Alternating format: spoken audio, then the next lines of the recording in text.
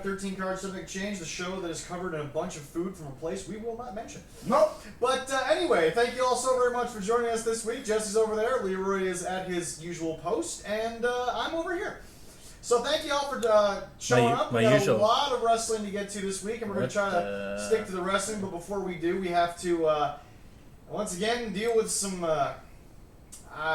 I mean, folks, at this point, if you're believing everything that comes from the Wrestling Observer newsletter as it pertains to negative WWE, we really have to have a conversation about what Dave's been like the last 20 years. So I'm going to hand this over to Jesse for a second and be like, Jesse, what did the Wrestling Observer newsletter used to be when it came to honest and integrity when it came to journalism?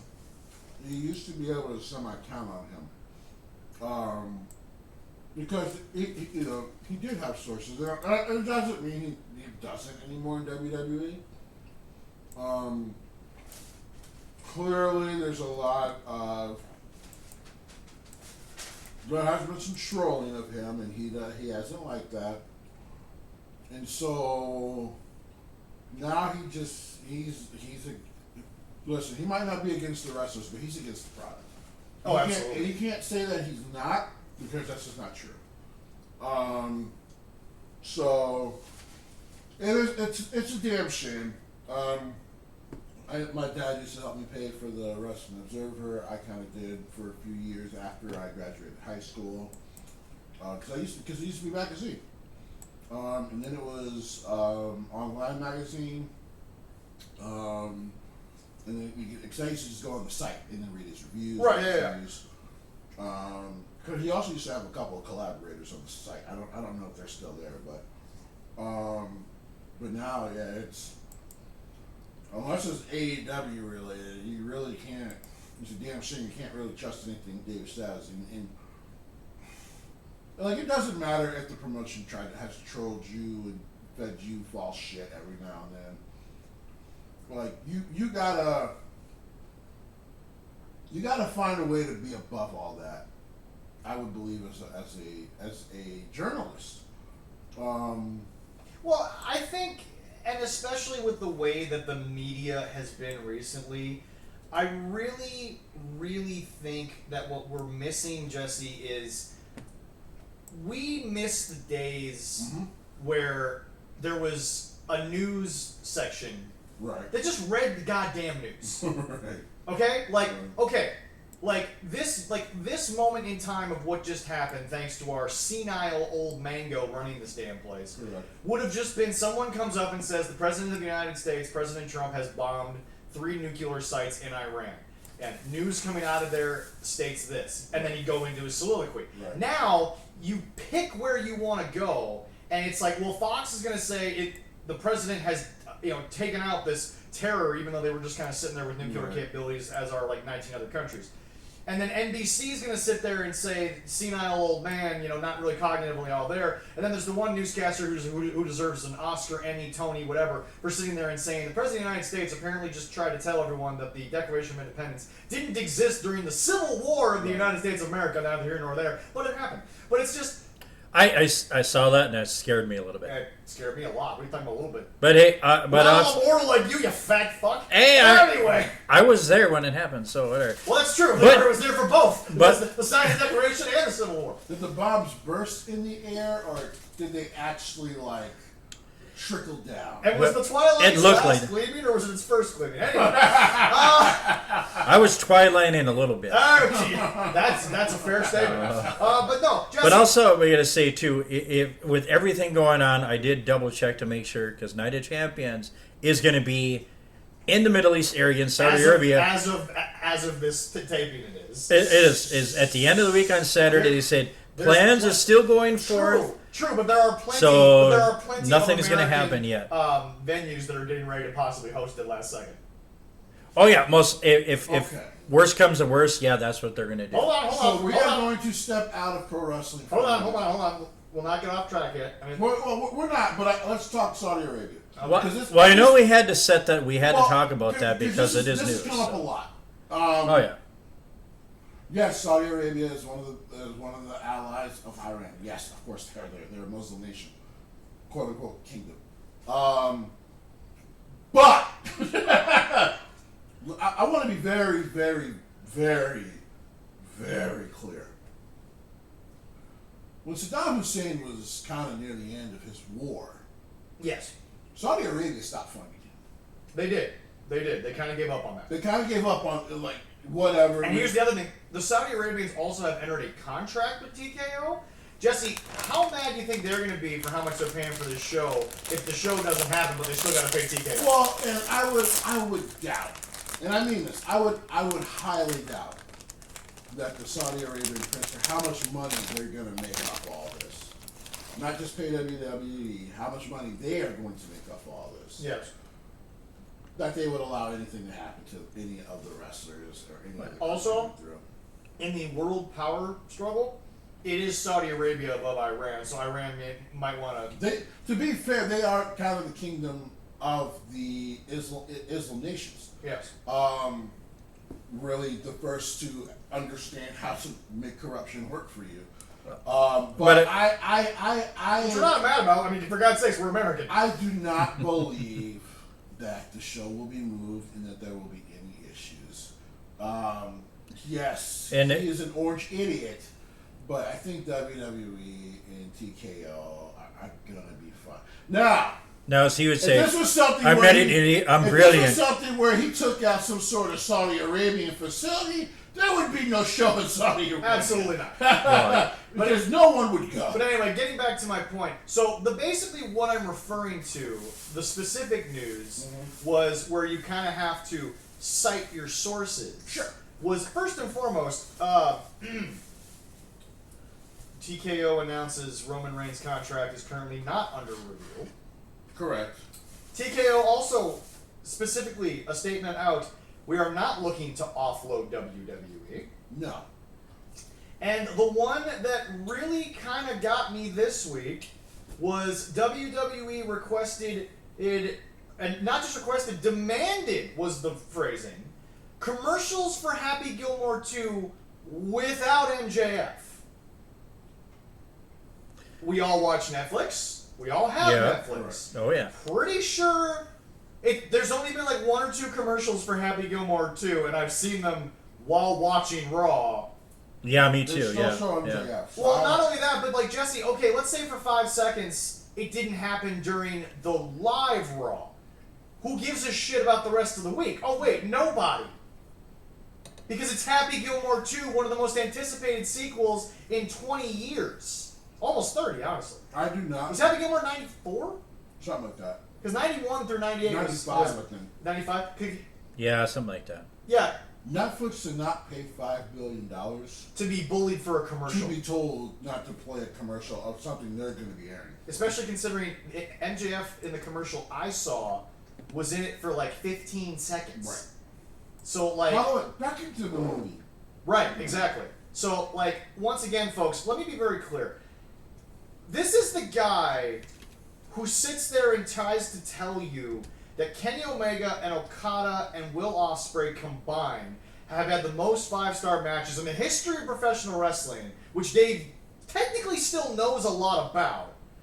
It does. But before we get to not even taking shots at Okada, Kenny, and Will's legacies, lest we forget, Kurt Angle does not have a 5-star match from the Wrestling Observer newsletter. And Kurt Angle, whether it was comedy, whether it was pure in-ring ability, or it was just the ability to cut a promo, has had a lot of 5-star moments in his fucking career. Mm-hmm.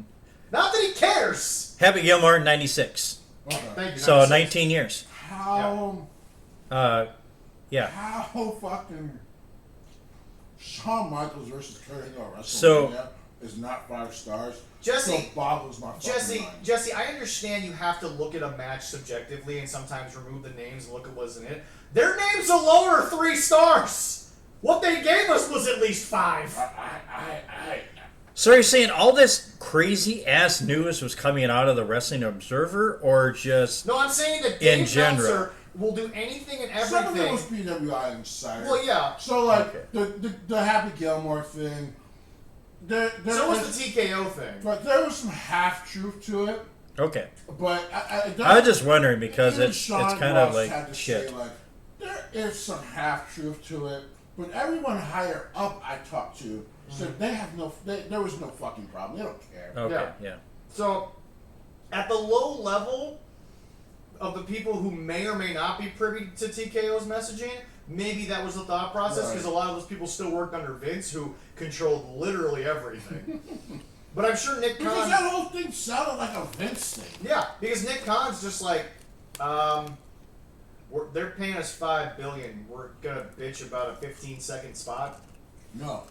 We're gonna talk to the guys giving us $5 billion about a 15-second They're basically moment. kind of getting everything they want out of Netflix. So Right, exactly. So like we're just no, Leroy. What I'm saying is that it is proven fact over the last 6 to 7 years, probably longer actually.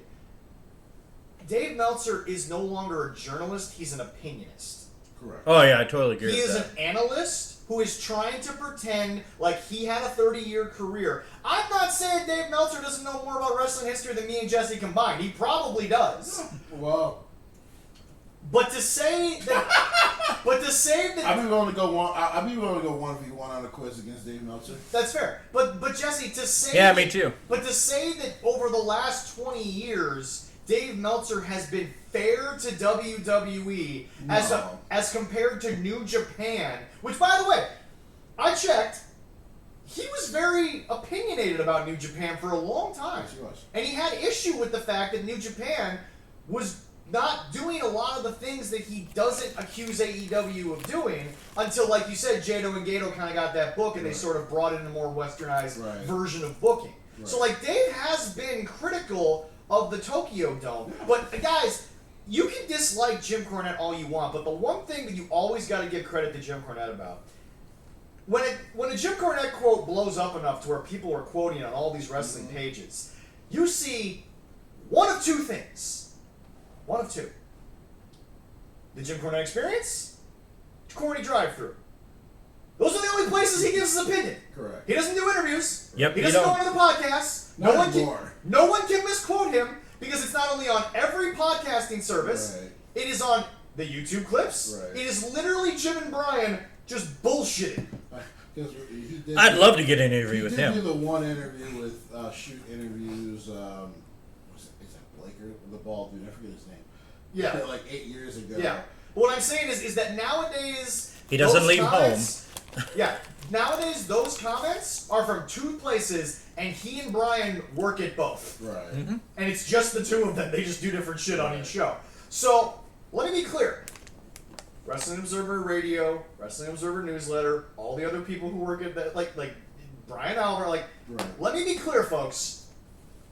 TKO has had to defend themselves on two things, and actually technically three, because that would go to TKO, even though they said WWE requested. Yeah, Nick Khan seemed to not know what anyone was talking about in that particular case, and Nick Khan, according to TKO, is in charge, Nick Khan's own words. CEO. I'm in charge of WWE. I run WWE. When something goes wrong, my fault. Right. When everything goes right, they did a good job. Yes. He's a really damn good leader, by the way. But Jesse, again, there were times when really goes to speak, and I'm not, yes, I'm just kind of a small shot at TKO themselves, but really goes to speak of we really did have the dream for 7 months there with Stephanie and Nick running it and letting Triple H do great. Because Nick is a great fucking leader. But Jesse, anyway, so my point is this, Jesse. Nowadays, Jim is not wrong when he says if it's a certain group of people or if it's a certain venue, he rates it higher for no reason whatsoever. I bet you right now, if the Young Bucks and Kenny went back to Japan on an AEW Dynamite and they were in a segment with Yano, it would be a 5-star segment. And Yano, we love him, but he's not a guy who goes out there and has 5-star wrestling matches, because that's never been Yano's gift. No. His gift is that DVD he still can't sell. The fact that he gifts it away is really God's blessing to all of us. Before he's done, somebody is going to buy that DVD. I'm trying to. He won't send it across seas. I Maybe think shipping is a pain. Yeah. But just on a serious note, Jesse, when you say look at the source and it's the Wrestling Observer newsletter and people go, well, usually they're right, I'm like, okay. The fact that you had to qualify with usually is not good of a news source. News. Really, the one people trust more than anything is usually PWI Insider. I mean, their shit's pretty damn dead on. Sean is a weird middle ground because sometimes he slips into his opinions. I'm about to say, yeah, he's a very weird middle ground. But PWI, especially Mike Johnson, unquestioned. Like Mike and his team, even though Mike has been petty one time in his life. The main investor's a piece of shit. Yeah. But like the team itself is fucking excellent. Dude, Mike Johnson has been petty one time in his wrestling journalistic career. And that is when Dixie Carter lied to him about Vince Russo being a consultant. Because he literally had an email from Vince Russo saying that he was a consultant. Oh, he had every right to be pissed. When they lied to him, he said, fuck it, and he printed the email. Yeah. I remember the article. I was like, that's a shocker, I guess. Dixie, good lord, why? Come on, Dixie. The moment everyone heard that Vince Russo was going to be a part of creative for TNA, everyone was like, well, that's dead. That's a dead company now. So anyway, let me be clear to all of you out there. There is a definite, clear bias of the Wrestling Observer newsletter to anything that isn't WWE. Right. That is undisputed. That is impossible. If you listen to as much Wrestling Observer radio that Jesse and I do, it pains me to listen to the sections of certain AEW topics that even the fucking internet kills. And Brian tries to be reasonable, but even he starts to fly off the handle because Dave just will not admit that something was shit. He sits there and he says, well, for this audience, for that audience. Jesse, you polish a turd. You know what it is? It's still a turd. It's still a fucking turd. It's a shiny turd. But that's still it. a smelly one. Well, yes. I mean, for God's sakes, earlier today, somebody put up a comment saying, Britt Baker's not on TV and neither is Jack Perry. And my comment was, Britt Baker, no clue. Jack Perry, loser piece of shit, don't care if I ever see him again. And someone goes, jealous? I'm like, no, I actually think that I could whip Jack Perry's ass in about 15 minutes. I don't think that would be hard. He's a trained wrestler, and I'm always for wrestlers, but bro, you actually are not only tiny, you suck. Like, you are actually bad at this. Well, the Britt Baker thing is just... We don't know what's going on there. It's expansive. It's insane. You think I hate Hangman? Trust me, I hate Jack Perry a lot more than I hate Hangman. To be fair. Rumor is she is heading towards WWE. No, that rumor apparently got killed. Oh, got killed? By one source, that rumor was killed, but I will say this. Shawn Michaels. Yeah, right. What's the shot? But I will say Why this. would I sign somebody so unlikable? But I will say this. You don't think WWE wouldn't find a spot for her for at least 8 months, pay her, then give her like a 2.5 month break? Like... Yeah. Oh, I think so. I still believe that they allow her contract to expire. That's where Britt Baker's going. Well, fuck, Mariah May contract, we didn't even know when it was up. All we heard was summer. Next thing you know, she's standing in NXT. Well, like I told people, I was just like, the fact that, like, you couldn't talk her into at least 2 more years, because even she probably went like, what am I going to be doing nothing for 2 years? You couldn't talk her into a fucking year extension after the rivalry. Jesse, how many times do we caveat this?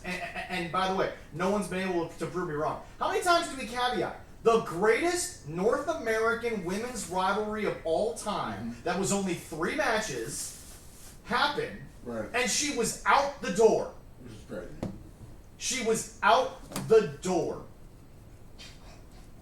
I'm sorry. That shit is still crazy. I'm sorry, but the NFL, namely the Jaguars, have spent years overpaying guys because they had a decent fucking year. Right. She had the best women's rivalry on North American soil since probably, I mean, honestly, you got it back to maybe the 80s. Right. Maybe like the Mildred Burke era. Right. Something like that. Mae Young's That stuff between her and Tony Storm was phenomenal. But that's the thing, Jesse, was like, when they decided to get bloody, it kind of made sense. Right. We got it. These two women are eccentric and they're over the top. When Britt Baker and Thunder Rosa had it randomly on fucking Dark, the world kind of went, okay, I guess. But why? And they thought it was. For why? I don't know. And they thought it was the greatest thing ever that they produced. I mean, listen, I dubbed that shit. Like I said on our show, I said, it's really cool stuff they're doing, but it's on a show no one watches. It was on a YouTube show that was for free. Nobody was paying for it. We digress. Yeah. That was actually on Dynamite. That was on Dynamite. As a lights out match. Yeah, that was. The build was on Dark. That's what I remember. That's why nobody cared. Everybody was going for why because no one watched them get to this point. And by the way, Yes. what made that worse was the whole. That was their first attempt at using a real life incident and trying to use it as kayfabe. Didn't do a great job of it. But anyway, it didn't work out. But anyway, back to my point, guys. TKO, their literal words. We are not trying to renegotiate with Roman Reigns. TKO's literal words. We are not trying to offload WWE. TKO will not, however, just admit, Dana White, you probably lowballed John Jones Bones. Like John Bones Jones. You probably lowballed him because that's what you always do. And now Tom Aspinall, who can't eat chicken wings properly, is going to be the new heavyweight champion. He has to eat that, no pun intended, because he was in a video with Beard Meats Food over in fucking the UK there, and they had a chicken wing eating contest, and he pulled out a knife and fork to eat chicken wings. Yeah, that's crazy. No, sir! That's crazy work. Right What? there. I'll send you the video. Adam from Beard Meats Food. I hear it, yeah. Yeah. What the hell was Adam? he pulling out utensils to eat a fucking... Chicken Wow! wings. Tom Aspinall uses a fork and knife to eat chicken wings. British are weird, man. If I have chicken wings out, there's no silverware anywhere. Unless we're having potato salad. I will say this though. Tom, you were also slow as balls doing it. Anyway, Jesse, it's just, I find it funny that the people at TKO have to dispel all these rumors, and all the people, because WWE and UFC, a lot of crossover, no one's mad at Dana. No one's mad that, yes, he's 38, but John Jones has never had any real medical reason he couldn't fight other than, addiction problems, that maybe we couldn't get him in there one more. I'm not accusing John Jones Bones of dodging Tom Aspinall. That's not what I'm doing here. But what I'm saying is that, Jesse, there is a history of lowballing fighters, but there is no history of lowballing wrestlers. Now, yes, some wrestlers sign for very little. But here's the deal, guys. When they let WWE do their thing, those people make a hell of a lot more money. You don't think Jordynne Grace is making a hell of a lot more money in merchandise in WWE than she was over in TNA? Oh, for sure, yeah. You don't think Jordynne Grace's exposure hasn't gone the fuck up since she got to NXT? Oh, yeah. You don't think Jordynne Grace doesn't realize that when she took that pay cut, she knew what this was going to be? Her exposure got huge when she walked out during the Royal Rumble. You know what? To start. To be fair, You don't count as 70,000 people. I know you think you do. But to No. be fair to him, he's right. No, I know, but we still have to always, tell people that To Leroy... quote the Falcon and Winter Soldier, he's out of bounds, but he's right. Yeah, I am right. That is the first and last time you will ever be called Captain America. Well, I'm not a super soldier. Don't you start flexing on camera. Please don't do that. No, I just did this. I ain't gonna Sure. flex, no. Sure you did there, buddy. Your shirt gave away the story, man. Yeah. No. We love you, but sure you did. I did not take any injections of super soldier serum. Not unless they have syrup in them. Yeah.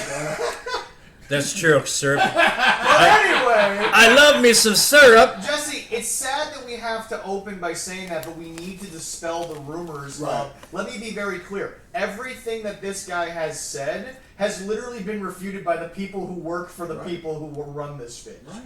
So, no one looks at Roman Reigns' contract and then looks at the numbers that Roman Reigns brings in and says, he's not living up to that number. No, he is. He is. Hey, for $20 million per year, that feels like a steal. Yeah. And by the way, TKO might have some debt. What? Even though, let me explain to everyone, their personal debts do not dispel the fact that they have probably already made more money than they paid for WWE. Oh, yeah. That is not a If TKO's losing money, it's on the Professional Bull Riding Association and UFC. It's not on the place. I'm about to say, we don't even talk about PBR. Yeah. Why not? Like, no one gives a shit. I do like watching it. Yeah. I respect those guys. Yeah. And gals, well, Respect. There's some crazy fucking rednecks that want to jump on a goddamn bull and stuff like that. Hey, I'll go for it. Athletes to do that shit. But, Oh yeah, and they're a little crazy. boy, people do not give a fuck unless that bull is killing you. Right. Oh Watching yeah, that. yeah. It's true. Right. It's like NASCAR for people that actually, enjoy It's like sports. if TKO bought like F1 and tried to start an American version of F1, and you'd be like, bro, you gotta lose hundreds of millions of dollars. Bro, F1 has gotten so close to soccer on a consistent basis. It's insane. But the problem is, no one in America gives a shit. Yeah, I did watch some UFC. They had some UFC on regular TV on this Saturday, and I watched one match. It was good. The other match that I first watched would kind of suck. But let me be clear. No, They got to work on that. No, let me be clear. TKO might be in debt. That's one thing. But they own 3 separate major sporting things. Yes. One, they paid $9.3 billion for it. That's what we know WWE was sold for. Right. Mm-hmm. Well, let's see. 9 minus 5. Yeah, it's about 4.3. It was Jimmy Crackhorn And we don't care. The first WrestleMania under TKO did over $1.5 billion. So now we're at 2.8, and they've had it now for 2-3 years, and they've sold out arenas around the world, and they've had another Somebody WrestleMania. just recently did the math. The 2 WrestleManias, All the pay-per-views, all the pay-per-views. the Saturday night's main events on NBC's, the Netflix deal. I could go on. TKO. Doesn't WWE do like $100 million a month in merch for the top TKO's guys? basically already made their money back off of the acquisition. Right. So when you guys, they did, yeah. So when you guys out there start commenting, Couple more years, they won't be in debt. WWE's losing its money. Like, no, it's No, not. No, it's guys, business is not difficult. Jesse's a higher up now. He has to look at numbers. He'll tell you. Hey, Jesse, random question for you. Yeah. Business mind over there. Yeah. If a certain acquisition Yeah. has already, in less than 3 years, outperformed what you paid for it. Correct. Is that the reason there's debt in your company? No, there was already a lot of mega debt for TKO. Right. So why Some are other we? stuff that they were doing. So why are we thinking? So let me get this straight. TKO has 3 equities, one of which, in less than 3 years, has paid itself It off, has paid itself off. and they're going to offload the thing they just paid $9 billion for. No. The fuck you people talking about? They've already made their investment back on it. WWE has paid for itself and then some. Just because TKO as an entity might have a debt issue. No, they didn't buy PBR for too much. No, I understand that. I believe unfortunately they've never quite, they haven't completely ever quite come to making their investment back on it, but it was always a risky investment getting into business for bull riding. I just think it's a lot of haters. If you think That's all it is. If you think wrestling is Well, niche, bull riding. But it's a lot of WWE, not TKO haters, but WWE haters. Well, no. Yeah, that's where it's coming from. Well, no. What I'm saying is that it's coming from the media, and then people keep latching onto it, and they keep using it as this rocket fuel. When it's like, folks, let me be very clear. You can call me an e-drone when I jump into conversations. That's fine. But just because I'm the only guy in the chat willing to sit there and say, for 4 hours of Dynamite and Collision, this kind of blew. This wasn't really worth my time. WB has me. There's no way they've completely made their money back. There's no fucking way on this second deal, and I'm about to look it up now. I'm telling you guys, there's no fucking way. From some of the things we're already hearing, there's no fucking way they've made any of their money back yet. But Jesse, remember, the reason why the fans... So, how long is that? Because, by the way, the pay-per-view numbers are down. So, yeah, that's what I keep telling the people, because you are right. Like, 60% of the people trying to latch onto that shit are the AEW sickos online. Mm-hmm. But, like, well, it's just like, as much as I love AEW, like, like the company in this second deal has not come close. But that's my point, is that Jesse, and they should be grateful. Yeah. Because for those who don't know, David Zaslav turned WB Discovery into two companies recently. They are offloading a ton of shit. Yeah. Basically, the second company carries all WB's debt. And then what the fuck out? Yeah. Because AEW got kept in the company that was making money. Yep. So clearly, I will give Tony Khan this. He's made friends with the right people. Yeah. So they're going to be okay. But let's not talk about companies not fucking making other companies money. He is kissing the right butt right now. He's pulling the right strings. I'll say that. Yeah, I can't say kissing ass. I can't say kissing ass when his father could probably buy it. Well, that's what I'm saying. Leroy. I recently watched Tony give an interview, and someone asked him about AEW, and he mentioned at the very beginning his father was not a big supporter. Fucking wonder why. I wonder fucking why.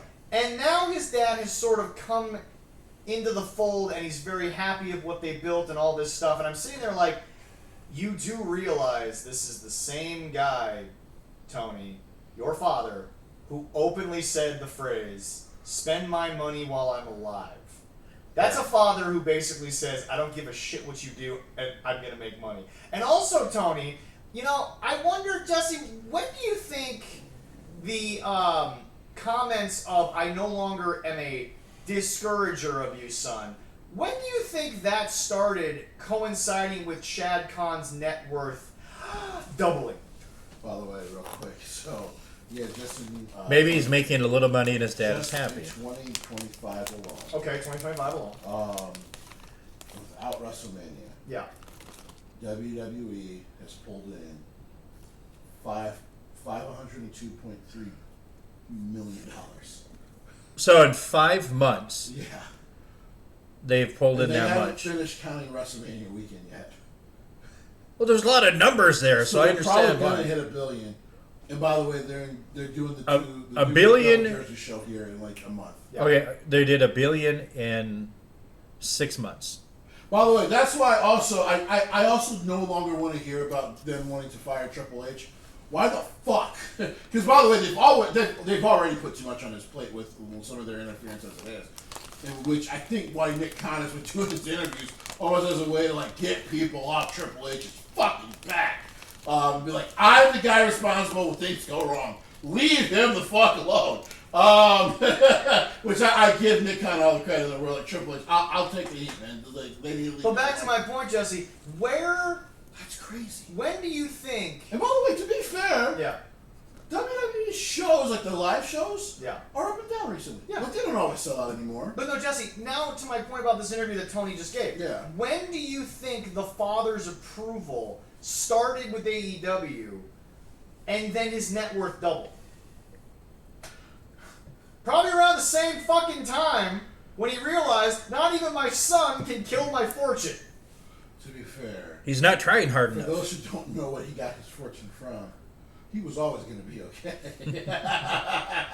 Shad Khan is not doing that bad. And I mean, you know, when your team does win, because to be fair, it wasn't that long ago, 2 years, where the fucking Jaguars were in the playoffs. So of course that made him some money finally. Yeah, that was 2 years ago. Yeah. That they beat that was the Charger game. Yeah. The surprise Charger game. Yeah. Where they came back after what was a horrible first half. Yeah. But anyway. But yeah, of course now he's okay with it because he's realizing like, okay, this little pet project of his goes up and down. Sometimes it breaks even. It doesn't hurt me at all. No, but remember, Jesse, the biggest reason why AEW doesn't get criticized, and the sickos can fall back on that and say, well, where's the criticism? You guys know it's a private entity, right? You know the numbers don't ever have to come out. Because they're not publicly Because they're not publicly like traded. WWE has been since 2000.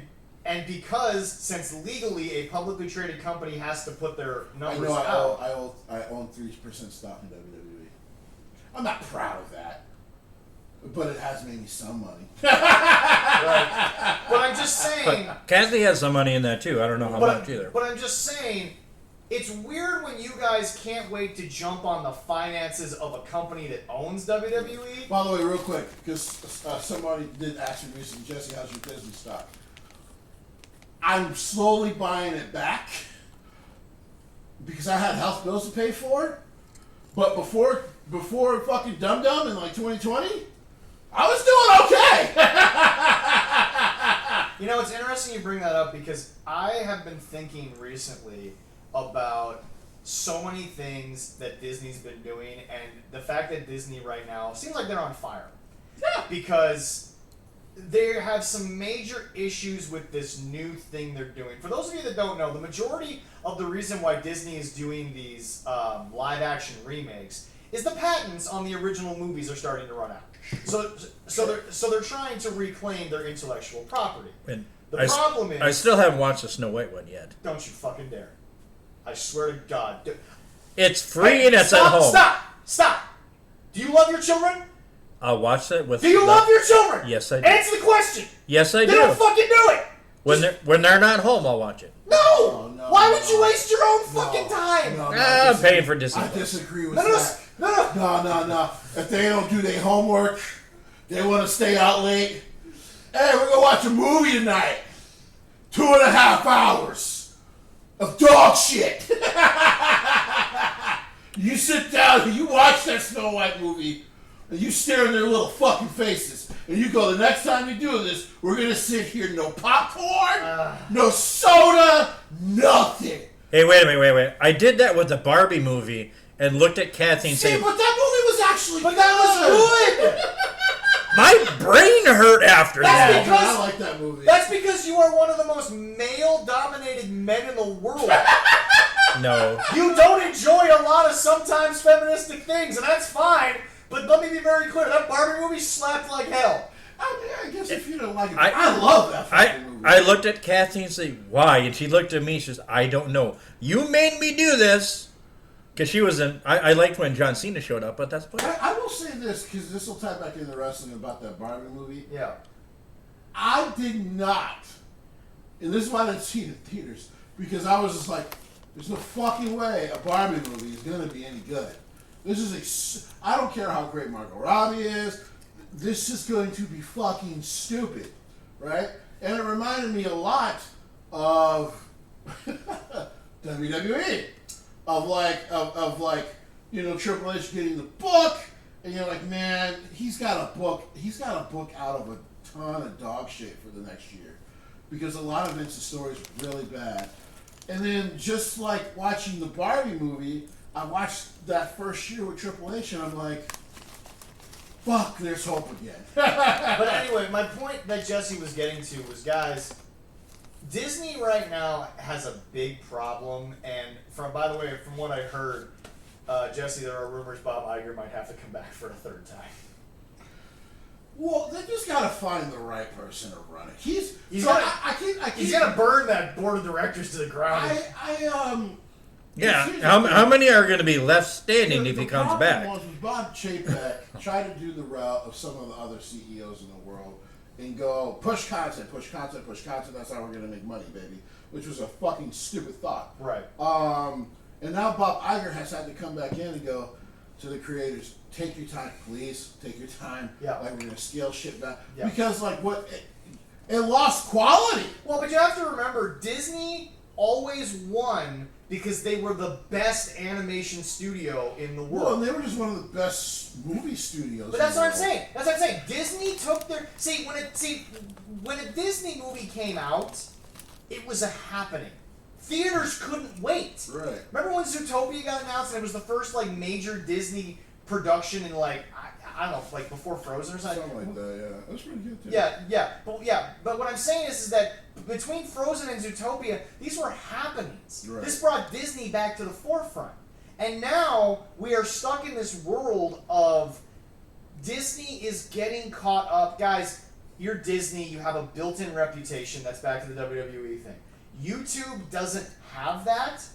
So YouTube is this world where the only way you really make money in modern YouTube, unless you've already built a $40 million person fan base. We're talking about Mark here.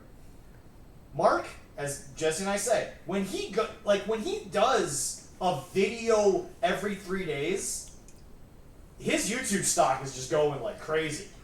But he doesn't do that anymore because he doesn't have to because Mark is an old school guy and he's not much of a streamer anymore. But a modern YouTuber has to have daily content, has to put things out on this. Tim's got to stream 3-4 days a week and he's got to do it for 8 hours for all donations. But like, when you look at Disney, they are in a bit of a crisis right now because the animated or the live action universe is floundering. How to Train Your Dragon apparently is the only good one because it's actually just shot for shot. Hopefully they learn from this. I'm trying to think the last few. I do want to see that one. Lilo and Stitch was an abomination. I haven't seen it yet. My little girl liked it. You took her to that? No, her mother did. Well, that explains that. Yeah, it explains a lot of shit. Yeah, but anyway, it's kind of hard. I'm trying to. Because the last one I can remember was. Well, Snow White was terrible. Lilo and Stitch is bomb since everybody found out. Snow White. Well, but that was after it came out from the movie. Well, I watched Mufasa, and I thought that was really good. Allison hated both the Lion King ones. Really? She hates them. I thought they were great. Here's the problem. I didn't think they were great, but I didn't think the Lion King was bad. She didn't like the animation. The lions didn't seem like they were that into it. Mufasa was a weird story to take on, but I didn't. Yeah. But back to wrestling. But you know what? Disney's all right because Disney was featured at my church service the last 2 weekends. Also, like, and hopefully, yes, it's crazy. And hopefully, people can understand this from the wrestling context. Like, Agatha all along worked out insanely fucking well for Disney. It's a great show. I loved it. Oh, that was a great show. Yeah, great show. Yeah. I'll wait for season 2. But that's what. And by the way, that's what. As much as people keep hating on, like, oh, they're losing billions because of WWE. No. And yeah, is WWE creatively in a lull at times right now? Yes. Yes, absolutely. But again, Triple H, look at the fucking career that man has had since he joined the office. Had to deal with Vince. Right then and there, you're like, hello. Had to book out of a lot of bad Vince. Well, okay, guys. Had to book guys, out. okay. Totally. We're gonna do all this right now. He gets NXT because Vince goes, all right, whatever, be over here to the right. He creates an amazing universe. He becomes the hottest thing in wrestling to where your favorite wrestler, or at least they were until they went to WWE. Because by the way, this has happened to me 4 times, and I'm tagging Jesse next time so he can fucking jump in. Okay. Let me be very clear to all of you. For the 575,000th time, I know we're not talking about Leroy's age when he was in high school.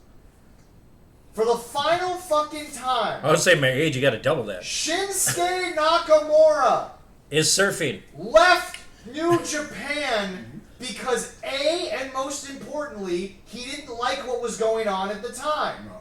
And B, he had done everything at that point. And by the way, Distant C, he was far too entertaining for what New Japan was at that time. Okay. Well, yeah, he was definitely more WWE than what New Japan was at that time. Right. And then, by the way, for those It was of you, more for those of Western you- style wrestling. Yeah, for those of you who are like, well, AJ Styles, no matter what he does, will always be great. AJ Styles recently admitted to Chris fucking Van Vliet, oh yeah, I might be AJ Styles. Shinsuke Nakamura leaving was the reason why most of us got out. The moment Shinsuke said, I want out, AJ was like, maybe I should go. So that's how much pull Shinsuke Nakamura had. And Shinsuke Nakamura gives no fucks that at this point in time, he gets to go do cool shit once in a while on TV and then surf the rest of the time. Right. He gives no fucks, y'all.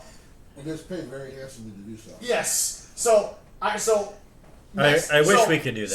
So the next time that I'm on Facebook and somebody talks about Shinsuke, go back, I'm just tagging you. I'm gonna put your name, and you can come out there and you can look at these people and be like, he doesn't want to go back to New Japan. He doesn't want to go back and do Japanese wrestling. Period. Now he did go do the Noah thing, but remember that was as a favor to a friend. Yes. That was a favor to a fucking great guy. A legend in the game. The Great Muta. Right. That was a favor to him. Right. And you really think WWE was going to care that Shinsuke went back and did that? First of all, he was announced as WWE superstar Shinsuke Nakamura. Also, Great Muta, who didn't do a lot of stuff in WCW or WWF back in the day, is in the Hall of Fame in WWE. Right. Yes.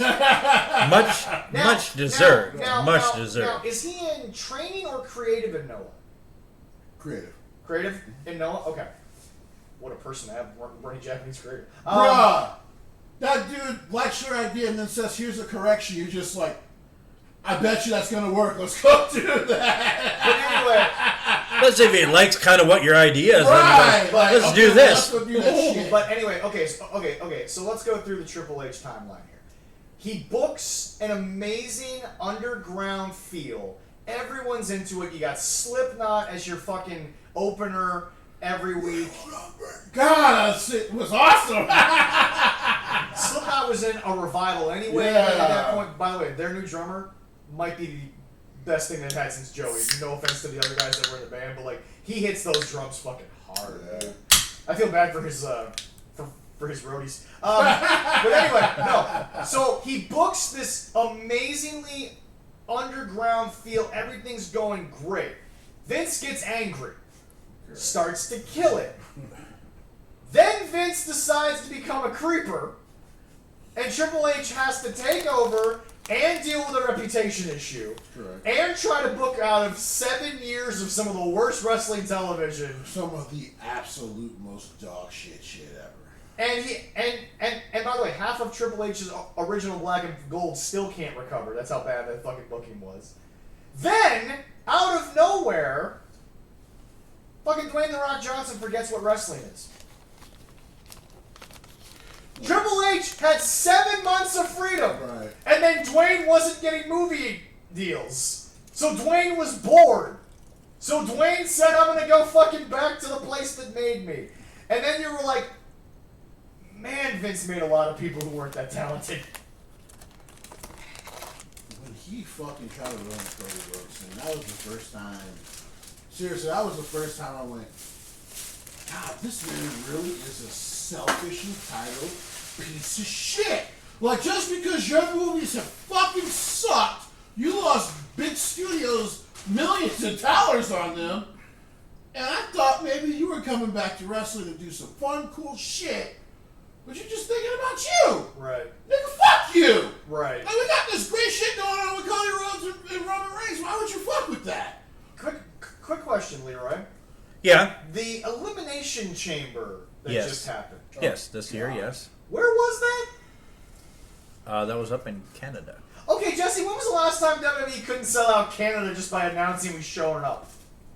It's been a long time. When was the last time Canada, Bizarro World as everyone's come to know in the wrestling world, when was the last time Canada didn't sell out a WWE event just by WWE announcing, we're coming to Canada? Right, yeah, it's been a long time. Yeah, that was a fucking lie. But apparently, Rock had to sell tickets. Rock had to sell tickets for a show that was 80% sold. I wonder, why was it already 80%? Oh, because John Cena was his last time in Canada. A month before SummerSlam had announced that it was going to be his last time in Canada. Well, he's up there. CM Punk is up there. Cody Rhodes gets announced. Cody for is shit. it. Like what? Seth frickin' Rollins is up there. So Why now not? back to my point. Guys, Unfucking-believable. Guys, Triple H has never had a full year just to book WWE. Dude, And now he is. that shit on the Pat McAfee show, I think had to be the first time since you guys' former quarterback. Do you guys remember this shit? What former he was quarterback? a Jet for 1 year. He ain't one of our former guys. Remember this shit? well, I was, in Green Bay, they didn't really like my talents, but, down here, like, they wanted me in Minnesota. They needed me in Minnesota. Blah, blah, blah. Do you remember this fucking guy? Oh, Farva. Do you I know Minnesota fans as I watch it from a hospital bed. Do you remember what fucking happened in New Orleans? They cheated? Yeah. No. Let's move that part to the side. This is a 30. No. This is as long as they acknowledge they cheated, but now go ahead. This is a 39-year-old former 10-time Pro Bowler, 7-time All-Pro. I know. Gunslinger. I know. Gunslinger. One of the greatest gunslingers of all time. Had a nigga wide open in the middle, decides to sing it across his body. But he also could have ran a little bit too. He also could have ran like 4 yards. And all of a sudden, you guys think it's football. You're going to the Super Bowl. And we're beating Peyton Manning that year. We were. I really hope so. Because you did it the year before with DeFarius Jackson. So what the fuck? This is our year. We'll see what Will happens. you shut the fuck up? We'll see what happens. I'm always hopeful every year. Damn, Tim the Tap Man cursed the fucking Wolves, and now you gotta come out and start saying shit? Hey, Leroy, look at me. I say that every year. Shut the fuck up. No. Yeah, do me a favor. Say it. No, listen here. Say it after training camp. Make sure we're healthy, you dumb shit. I hope so. Jesus. How about you just don't say anything? What are you, Angel Reese? What are you, fucking Angel Reese? No. Sitting here showing up, talking about how great you are, showing off your fucking, I slay. You went 9-2-2, you dumb bitch. I'm a typical Minnesota fan. I'm hoping it's this year. No, that's a typical Minnesota fan. Thank you. And that. Fuck you. I'm sorry. Let me get this off my chest. I gotta watch the fucking WNBA Facebook page. Showed Angel Reese posing for her photo saying she's ready to slay. She went 9-2-2 and her team lost by 30 on a fucking midday game, you fucking idiots. By the way, and they already lost to the Indiana team again without Caitlin Clark. Did they lose the game that was happening today? I don't know how to go look. I gotta know this. And we're supposed to care about her? Hold on. Is that what they're telling us? Hold the fuck on. Man, you really set him off. What am I holding on to what? I'm trying to figure out. You really Dallas Cowboyed that, by the way. That's what Dallas Cowboy fans do. This is Hey. right here. Hey. Fuck the Cowboys. I don't disagree. I hate No one's disagreeing with you, sir. But you very much so Dallas Cowboys. I hate the Packers more than the Cowboys, but it's really close. And no one could ever talk about Jet fans because we always expect the worst. Seriously, we could have got Kirk Cousins with that team we had, and I would have probably sat here and been like, yeah, we're going to go fucking 9-7. We're not even going to make So you guys have been going that good. It's only been good since, Namath? Oh, hang on. Hold on. It. Hold on. Hold on to what? We are. Oh my God, Jesse, we're gonna hear about this for the next. Oh shit. Oh boy. Longer than I've been around? Nah, dude. Boy. Whoo, Miss Me Bounce. 19 rebounds. 10 points. They lost by 13. Anyway. She should have scored more. 7th overall pick, and she's basically Dennis Rodman. Okay, cool. That's going to change the franchise. Yeah, all Caitlin Clark was doing a show like, yeah. Oh, by the way, folks, you wonder why this is wrestling? It's a name. Did you hear Angel Reese pull the Will Ospreay? Did you hear Angel Reese pull the Will Ospreay? Yeah, that wasn't pretty. Did you hear about this, Leroy? No. She was giving a post-game interview. I think it was the game after they got blown out by 30. And she sits there, and someone's asking her about her development. Mind you, 7th overall pick, former All-American, but she had a ton of awards when she was in college. Yeah. She was a good college player. Yeah, no, she sits there and says, yeah, but when you're drafted high, you're usually drafted to one of the worst teams. Not that we're one of the worst teams, but we're getting better each day. And I'm like, oh, sweetie, those defenses you were getting from those women in the locker room, that ain't coming anymore. You ruined that opportunity. Well, as we know from other other sports, sometimes let me be clear. You're good in college and you're not good in the pro Stop trying to give real analytics and let me scold you, you dumbass. Don't fucking talk until we leave training camp with 53 healthy guys. Don't do it. Well, Shut the fuck up. You're probably the fucking person who sat there and said, 98's going to be a really good year because Gary Anderson's been kicking well. You're probably a bigger problem than the fucking announcers. Don't give me this shit. No, I never said that. Oh, shit, you didn't. There's video on it somewhere. I was watching the game going, please, and then I was like, fuck. Stop cursing my team. Anyway, All right, where were we? Really, the big. I'm not the only one that's cursing the It was not team. Gary Anderson that lost you that game. With the guy holding the ball? Why did you not watch 7 in Atlanta all fucking year? Like, how does that? How did you not see that nigga running around all year? That wasn't the same game. Oh no, that wasn't the same. He wasn't in the league in No. 98. Oh yeah. No, that was a different one. So was that Randall Cunningham? No. No, that was Culpepper and Moss. That wasn't the Falcons, wasn't it? Yeah, but the Falcons didn't have Cunningham in this. What the hell was 98? Well, let's get back They to had wrestling. Ryan. Because guess what? We're Vikings fans. We don't want to talk about this. Anyway, 98 was a bad year. It's been a bad. That's an NFC championship. Yeah, it's been a Oh, bad. okay. All you say is Joe Namath. That's it. We don't We're talk talking about. about a kick you guys should hate. It's the one in the winter against the fucking Seahawks. That. Because that was a 19-yarder, I know. That they had to trade him because it had that happen in New York. That one doesn't hurt as much as the other one. All back right. to wrestling. That is the other one. The first one is a painful one. That one was not as painful. Leroy, please don't talk about the Vikings though. The training camp, please don't. Hey, at least Favre didn't fucking ruin your season the last 7 games because he was hurt and just sit fucking down. Continue. Well, I'd like to sit here and pretend like we can help you with your The Jets. with your They- Jet stuff, but we can't. They didn't listen the first time, and they did it again and got a Packer quarterback. That's their fault. He played well at the end of the year, though. You were already 14. His first game. I mean, we were dead, but he played well. His first year, he But was anyway- great for 2 But plays. anyway, Jesse, Triple H, because that's where we've been this whole time. Boy, there's a lot of therapy on this show the last couple of weeks.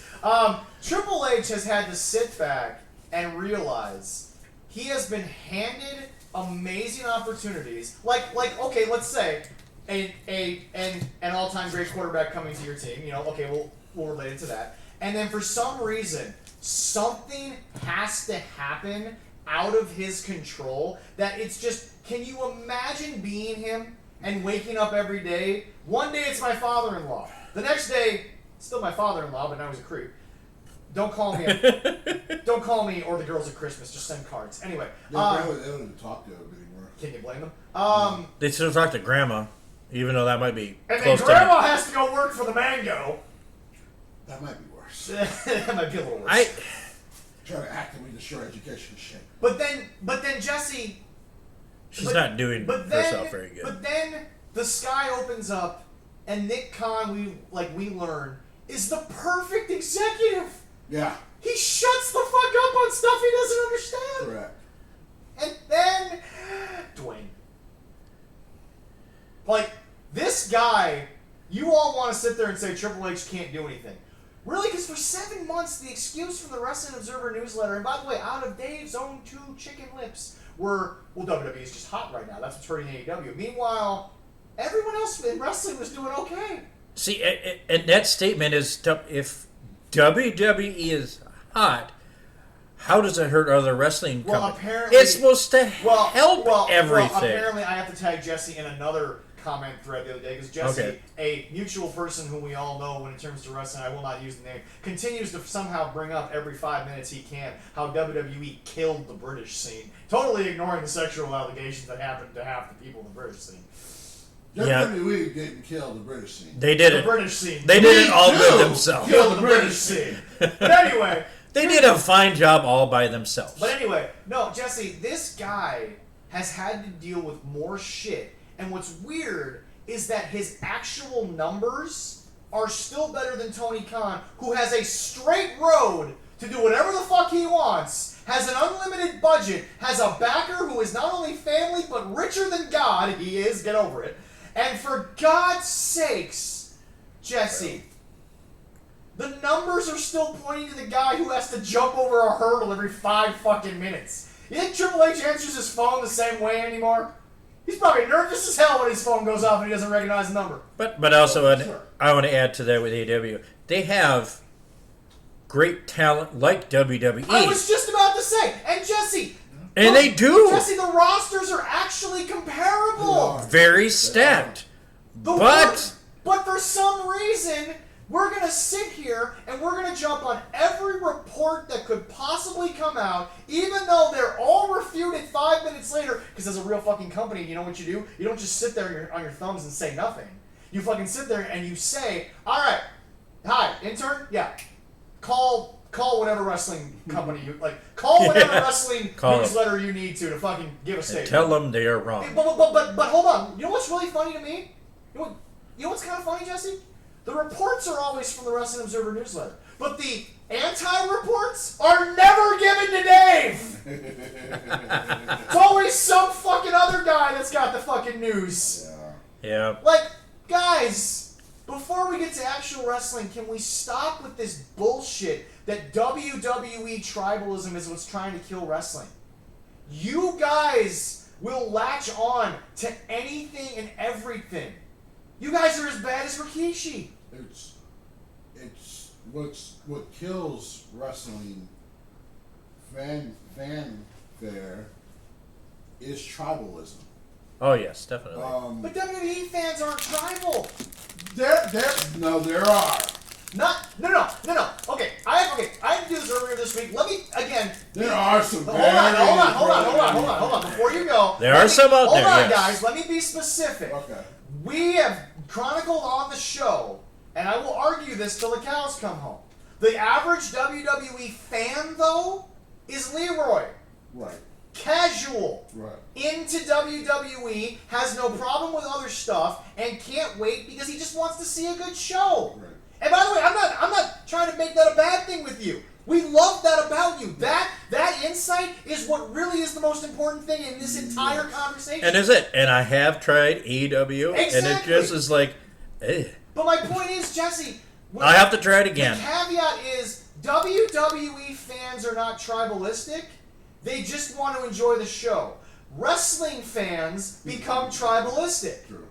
The E-drones are the same as the sickos. You're not you're not fans of the product. You're wrestling fans. Right. You're tribalistic. For some strange reason, I don't understand, and I will never get this because the WWE is clear cut from this tree. Why the fuck AEW fans will talk about an AEW storyline and then all of a sudden will relate it back to something that happened in Mid-South or in the Georgia territories? When technically all of wrestling in WWE is derived from those territories. Correct. Like, yep. What I don't understand is you guys are there. Tony Khan is your guy. He apparently grew up on Georgia South tapes. You learned nothing, dumbass! I was about to say, what did he learn? Jesse, Tony Khan has convinced the wrestling audience that his shit isn't something that would have gotten territory shut down 30, 40 years ago. Because it did! Correct. Do you realize, people, that Kyle Fletcher's career in AEW has gone on probably 6 months longer than any former wrestling territory would have given him based on the booking? And what I mean by that is that Kyle Fletcher is the babyface that has been beaten so many times that no one cares anymore. Right. No one gives a shit. Jesse, let me just give the sickos 5 seconds. Kyle is talented. He has worked tremendously hard. He's a great kid. And he's had a very good support system around him, knowledge, and he's looked like he's listened. Right. But his booking has been shit. He's been bad. Yep. When Kyle Fletcher reaches the pinnacle, Jesse, it will be such a dud because no one is backing this kid anymore. Because what are you going to expect Kyle Fletcher to do in the big moment? He's going to lose. Right. How old is Kyle Fletcher? He's like 27. 27? 27, 28. God. And that's horrible. I mean, he is not real young, but he is young when it comes to wrestling age, and he's getting... But all I'm saying he's is... getting the shaft. But all I'm saying is that, again, we'll get to the wrestling, folks, but this is something that has to happen. We had some good things to talk about. Yeah, wrestling. because this week was so bad for the tribalism stuff, and there were so many topics, and people got to understand. Number one, I don't care what anyone wants to say. Stephanie Vaquer was, and I quote, a WWE stan. She wanted to work in WWE. Well, So what is the major wrestling of women that she grew up watching? The Bellas. Of course she's going to give them their flowers because that's what she watched. Right. And she wanted to do WWE. The reason why some of the women who have come over from Stardom will look at the Bellas and say, that's not real, is because, Jesse, they didn't watch WWE, they watched Stardom. Right. They grew up in Japan. Right. They watched Japanese women beat the holy fucking hell out of each other. Good old strong style. Yeah. So it's like, guys, you're going to kill her for giving the Bellas the flowers that, yes, based on that television show, Right. they were the ones who built WWE Divas Division. Which more to that age of women, yeah. Yeah, but that's my point. Jesse, of course Stephanie was going to do it. Right. Of course she was going to say what she said. Right. Because remember, she wrestled one match for you guys. Then she went to an after party and said, I'm in this business to make money in moments. And then she turns around and signs with the people who are like, oh, you want to do that? Sure, that's what we do here. She got her dream job. And everyone's mad because she didn't want to sign with the fun guys, with the people that got parties going on, and all this other stuff. And meanwhile... That shit will always be funny to me. Well, WWE has parties, but a different thing. She literally went to an after party with them for like 2 hours. Yeah. She's being friendly and courteous. And literally realized you do not want to fucking work around these people. I have been around jobs, but it usually has taken me a little bit to be like, I don't know if I'm going to do this.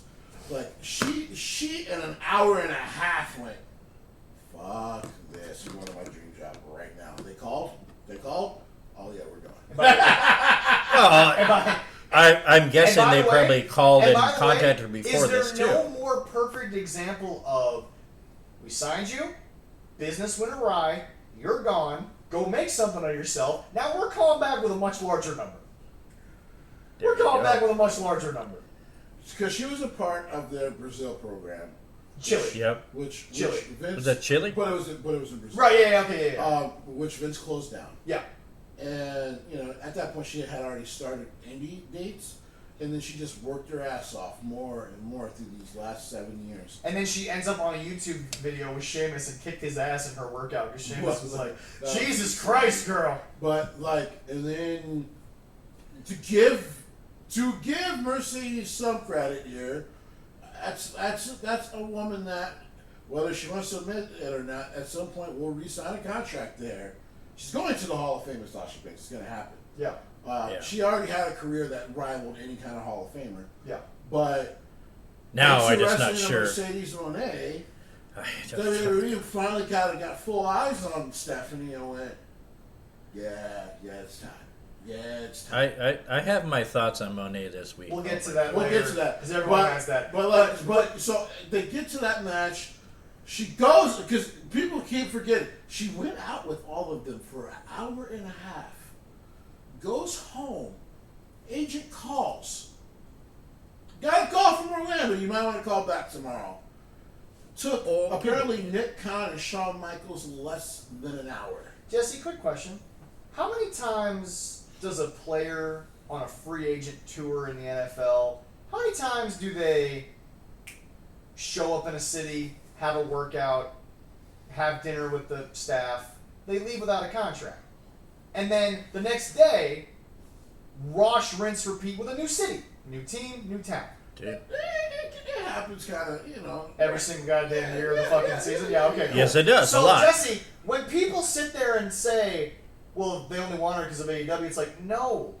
They keep track of everybody, but sometimes you gotta see something. By the way, that was something when Nick Khan poked at the sickos on the IWC. Yep. He got pissed at. Because basically he was saying, well, of course we watch the product as scouts because there's some incredible fucking talent over there. And by the way, folks, quick question, because once again, this is my biggest issue with the IWC. All of you in the IWC. Guys, I said something on our show And no one has said a word about it because I was right. And everybody woke up and realized, oh shit, that makes sense. AAA got sold because they were for sale. Correct. Yes, that's so true. Now let's relate back to this. Mariah May is in WWE. So two things happen. Either A, she wanted to do it, or B, Tony Khan stupidly didn't get there in time. So A, you hate the talent. A good mix, I think. Or B, you need to get mad at the guy who doesn't negotiate the contracts early enough. Jerry Jones could have had Dak for $30 million a year 5 years ago. And now it's 60.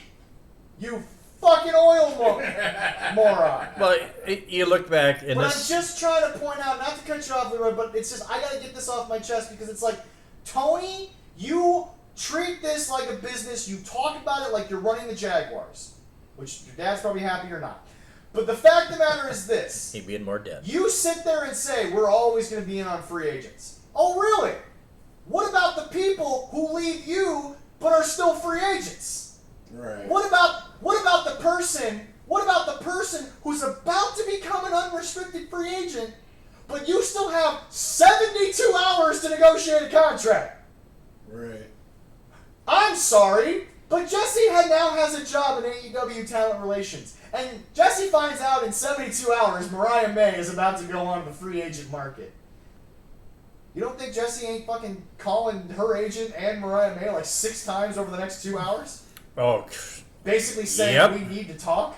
Like, you gotta convince her, like, somehow that, you know, what you're gonna offer is much better than what they are going to offer.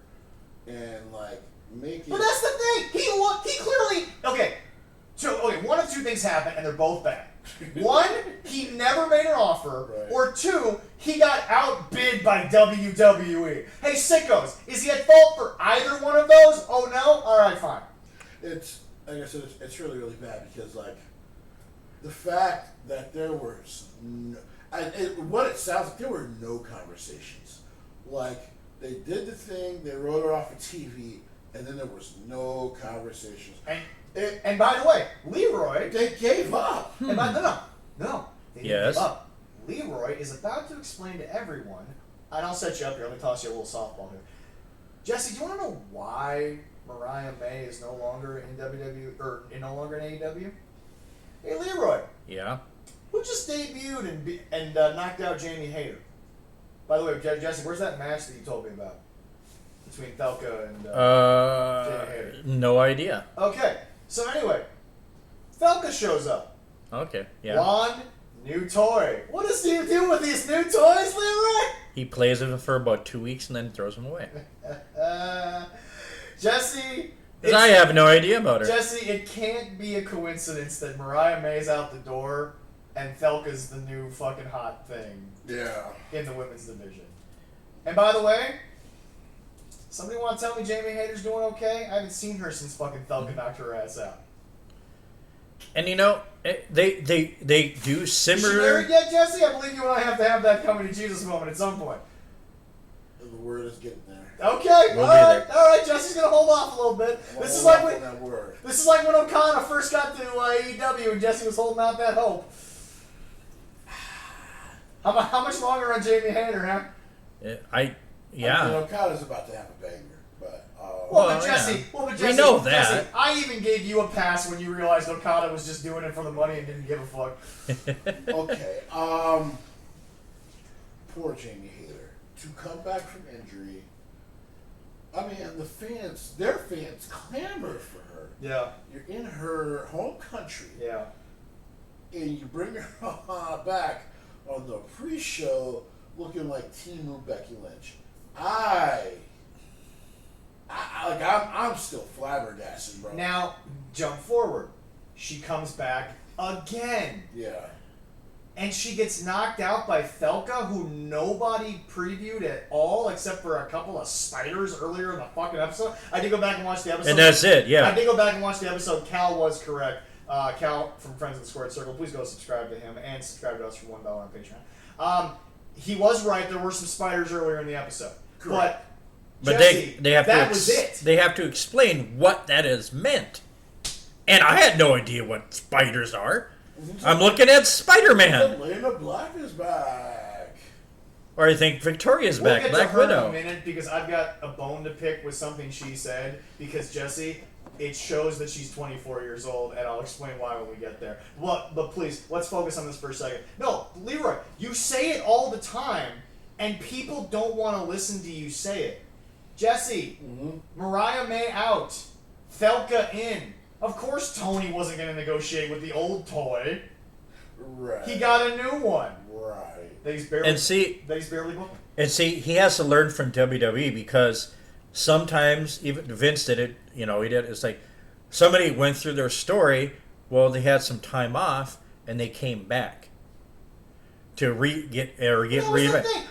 But Triple H has to do is reinvent people to come back, and they can do that. But that's what Jesse's trying to say, is that if Jesse was having that 72 hours, he would look at Mariah and say, okay, we wrote you off.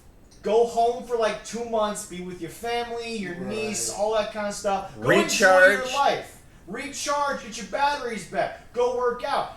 But Jesse, she's going to do it under contract with you. Yeah. She's damn sure going to be paid by you. I do not understand how you didn't decide to have a fucking conversation with the woman. They gave up. That's why I keep saying they gave up. It's perplexed to me. It's like, why?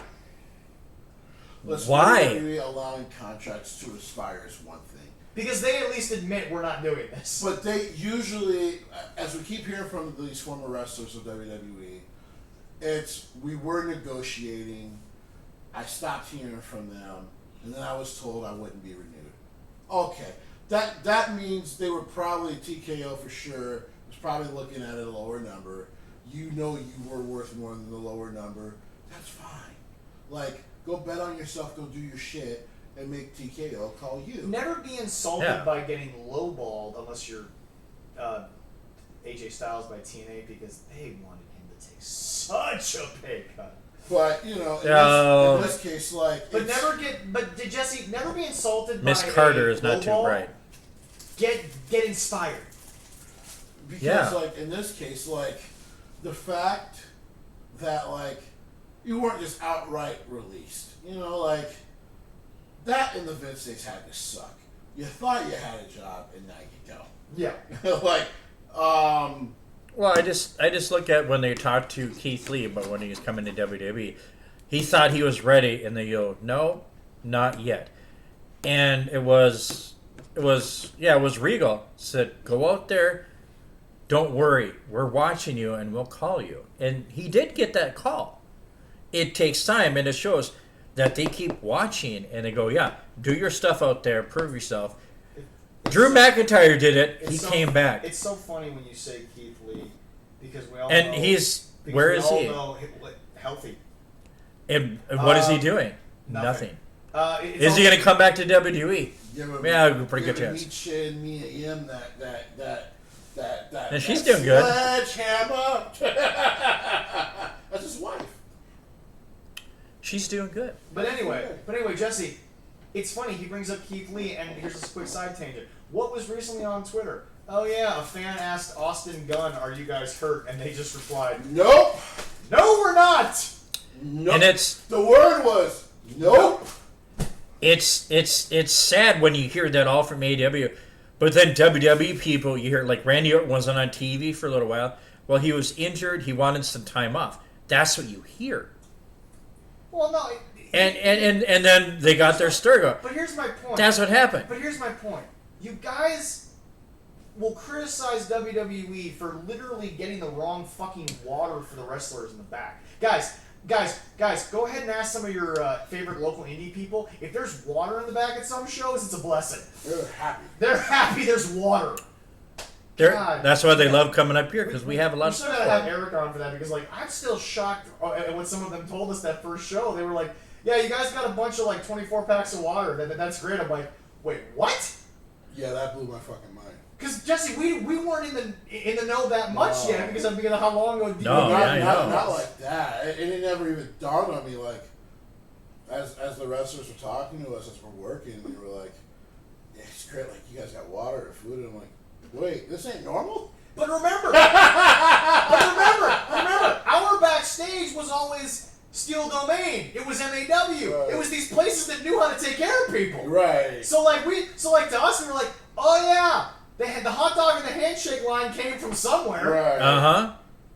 I'm like, that's fucking crazy that these wrestlers still today are working in spots that won't provide them with water. And most of them take place in a venue across the street from a gas station. Like when I hear some of this, Well, yeah, we are right down from in there. literally blew our fucking minds because we were like, well, yeah, like some of us volunteered to help, the government, just like, well, let's get everything that they need. Yeah. And so to hear like, wait, you guys actually brought us water. Like, well, yeah, you guys are athletes. You need water, right? We volunteered our time to go to the store and get the stuff. If Jesse goes to a show and the promoter asks Jesse for help and Jesse finds out he ain't got bottled water, he's walking across the street to the gas station like, well, we don't have 24 packs. Jesse goes, I worked for one. I know you got stock. Charge me for the stock. Like, bro, just give me the 3 crates. Charge me for it. I'll walk it over. Yeah. Like, I got it. Well, it's like us. You're like, where's the cooler? There it is. Just walk in the cooler. I'm like, I'm going to these fuckers. And by the way, it does give the promotions we work for a great name, but it also it blows your fucking mind to hear from wrestlers like, yeah, no, I've worked in places where there is no water, that you don't have food there. Like, that's crazy to me. But anyway, Jesse, back to my point. WWE gets in trouble for not giving them the right brand of water, right. But we ignore that Tony Khan doesn't talk to people. Yeah. And they just walk away. Yeah. We acknowledge that he doesn't talk to people. Well, yeah, we do, because guess what? He doesn't. Because we're smart enough to sit there and say that, once again, we need AEW to succeed, but a mute, deaf fucking owner ain't gonna fucking make that shit work. Well, like, just the fact, like, you don't fucking talk to your talent when, like, at any time, it's insane to me. Well, it's like the first He the talks first to time. them when they want to smoke weed with him, when they want to go party with him, and when they're in the middle of a segment. But if they're sitting on the sideline like, hey, can I do something? Now you're a fucking text message. Well, let's talk about one, because everyone thought, like, well, Triple H fucked this guy over and blah, blah, blah. He gets re-signed after the fan outburst, and the first thing he does is take the Triple H photo. Does anyone remember this about Ron, the Truth Killings?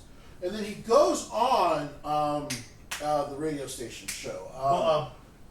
Bust it open. Yeah, and he talks about, he's like, Triple H does not have the power to sign people like that. I don't even know why that thought is out there. Okay, guys, I'm gonna pull back the curtain a little bit here. That interview in Boston was wicked. Loved it. I am in a lot of ways in the Triple H role for this weekly show. I am basically in charge of making sure that we have content to talk about. Leroy does the cameras and the video. Jesse is mostly not only here as a talent for the show, but Jesse has a lot of behind-the-scenes work with other businesses. Nigga, I am Nick Khan. But that's just not as respected yet. But Jesse, that's my point. And by the way, we don't step over each other's stuff here. Well, you know what? Basically, like I tell people, at least I'm not like the buck-tooth bastard we didn't like. I'm better than that guy. Hang on. I love how you said bastard to like actually make it sound buck-tooth funny. bastard. It's like you didn't even say bastard right. It kind of worked for it. Don't kill your own joke. But it's like, well, my teeth are popping out. Like, Sorry. Jesse, I don't have the authority to bring somebody on the show without you guys, because you're the one who's going to make sure that the guest is taken care of and that their time slot's filled on stuff. Right. So that's kind of that thing. And I'm going to make him sound pretty. Exactly. So like my whole thing is like, people, I don't have I can make a suggestion, Right. but Jesse's the one that goes to the proper channels and makes sure that we meet all the standards of that person. Right. So I'm not the guy that you need to look at when an interview doesn't work out and say, well, what happened? I'm like, guys, I'm going to be honest, I handed that off to the guy who's in charge of it. And I'm the guy, I tell my fans when we're asked about certain interviews that haven't happened yet. It just hasn't happened yet. Yeah. But it's like, we want them to happen. But it's like, Jesse, the talent tells you that the reports were wrong, and yet we still refuse to do it. I thought this shit was crazy because I was just like, why wouldn't he stick up for a guy like Ron Killings that he had on TV weekly, and all that kind of shit. And by the way, Triple H is talent. He understands what the locker room leaders are. And so, like, he's a talent. And so, like, of course he wouldn't have wanted Ron Killings going anywhere. So that's why I'm like, what a hell of a report to hear when we heard, well, really, this kind of got started because Nick Khan was like, went to Triple H and said, I will take care of this. Jesse, a clip came out recently of the end of the Game 6 of the Stanley Cup Finals, okay? The coach for the Florida Panthers, he put his fourth line out there. Okay. They were out there when the horn sounded. He said, I want you guys to throw your hats in the air, because, by the way, the Florida Panthers called game, and they called Cancun, because they were like, yeah, we're going to win 5-1 in Game 6 and go home. They were like, fuck this. We ain't playing any more hockey. We're done. We're going home. $38,000 at Dairy Queen. Wow. That's a lot of fucking ice cream. Dude, that's how you celebrate a Stanley Cup. That's But right. but anyway, especially in Florida. Right. It was hot and sunny still when they won. But anyway, dude, the Florida Panthers, it's like my favorite Stanley Cup victory. The goalie was ringing doorbells at 5 a.m. in his neighborhood and of all the condos just to show people the Stanley Cup.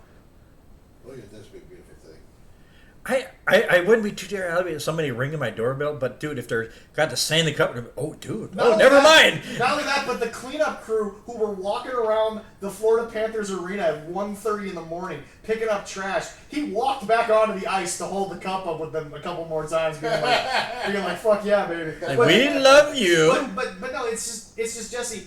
That coach knows that was the fourth line. Their own fans might not even know their fucking names. Right. But they have a contribution. They matter. Clearly, they're part of a big locker room brotherhood. Right. So you know what? No one on the team was mad that they were on the ice when the horn sounded. Right. Of course Triple H is going to want Ron the fucking Truth Killings in the locker room, whether he's getting paid to sit there and just be a locker room guy or he's on TV. Right. So why is it Triple H's fault? Oh, wait, it wasn't. But it somehow still is. Yeah. There's still comments. I'm like, guys, just because, like I said earlier about and this is how it all relates back. We got a long way to get there, but we got there. We just need people sometimes to give the news. We just need people to say, R-Truth was released by WWE.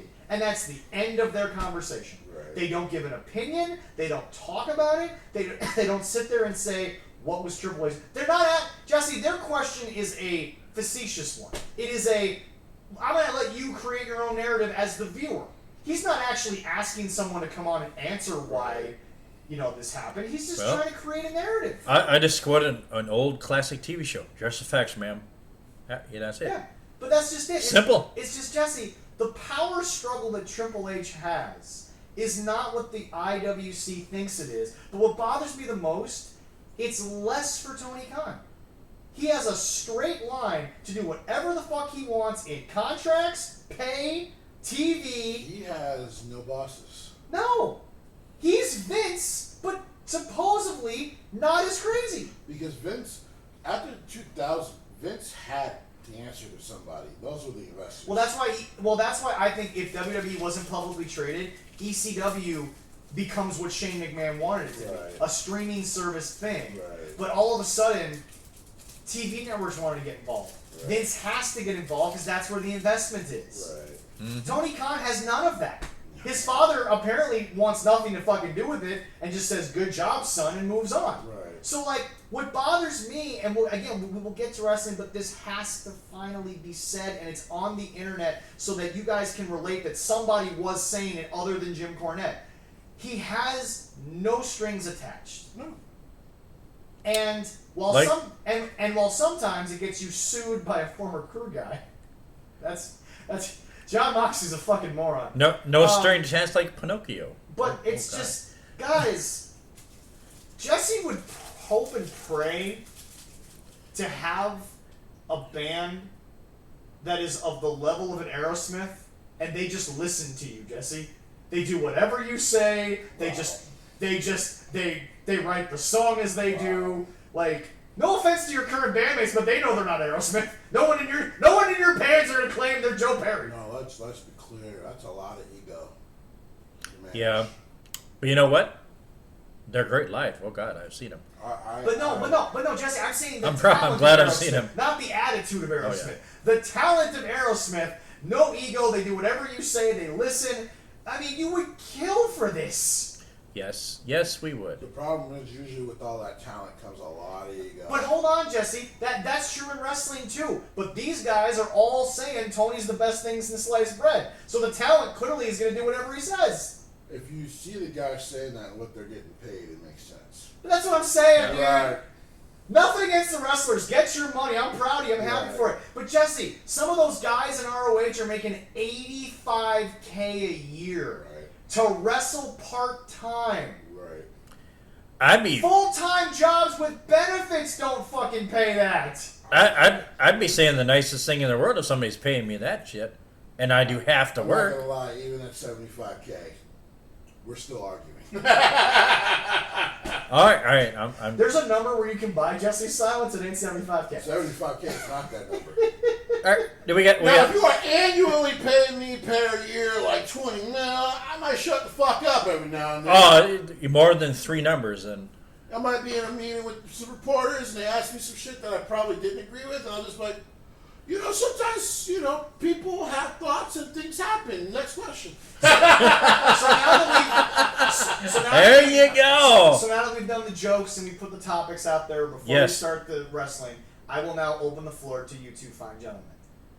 Why, and in all honesty, Leroy, avoid the easy, low-hanging fruit of Tony Khan's dumb shit.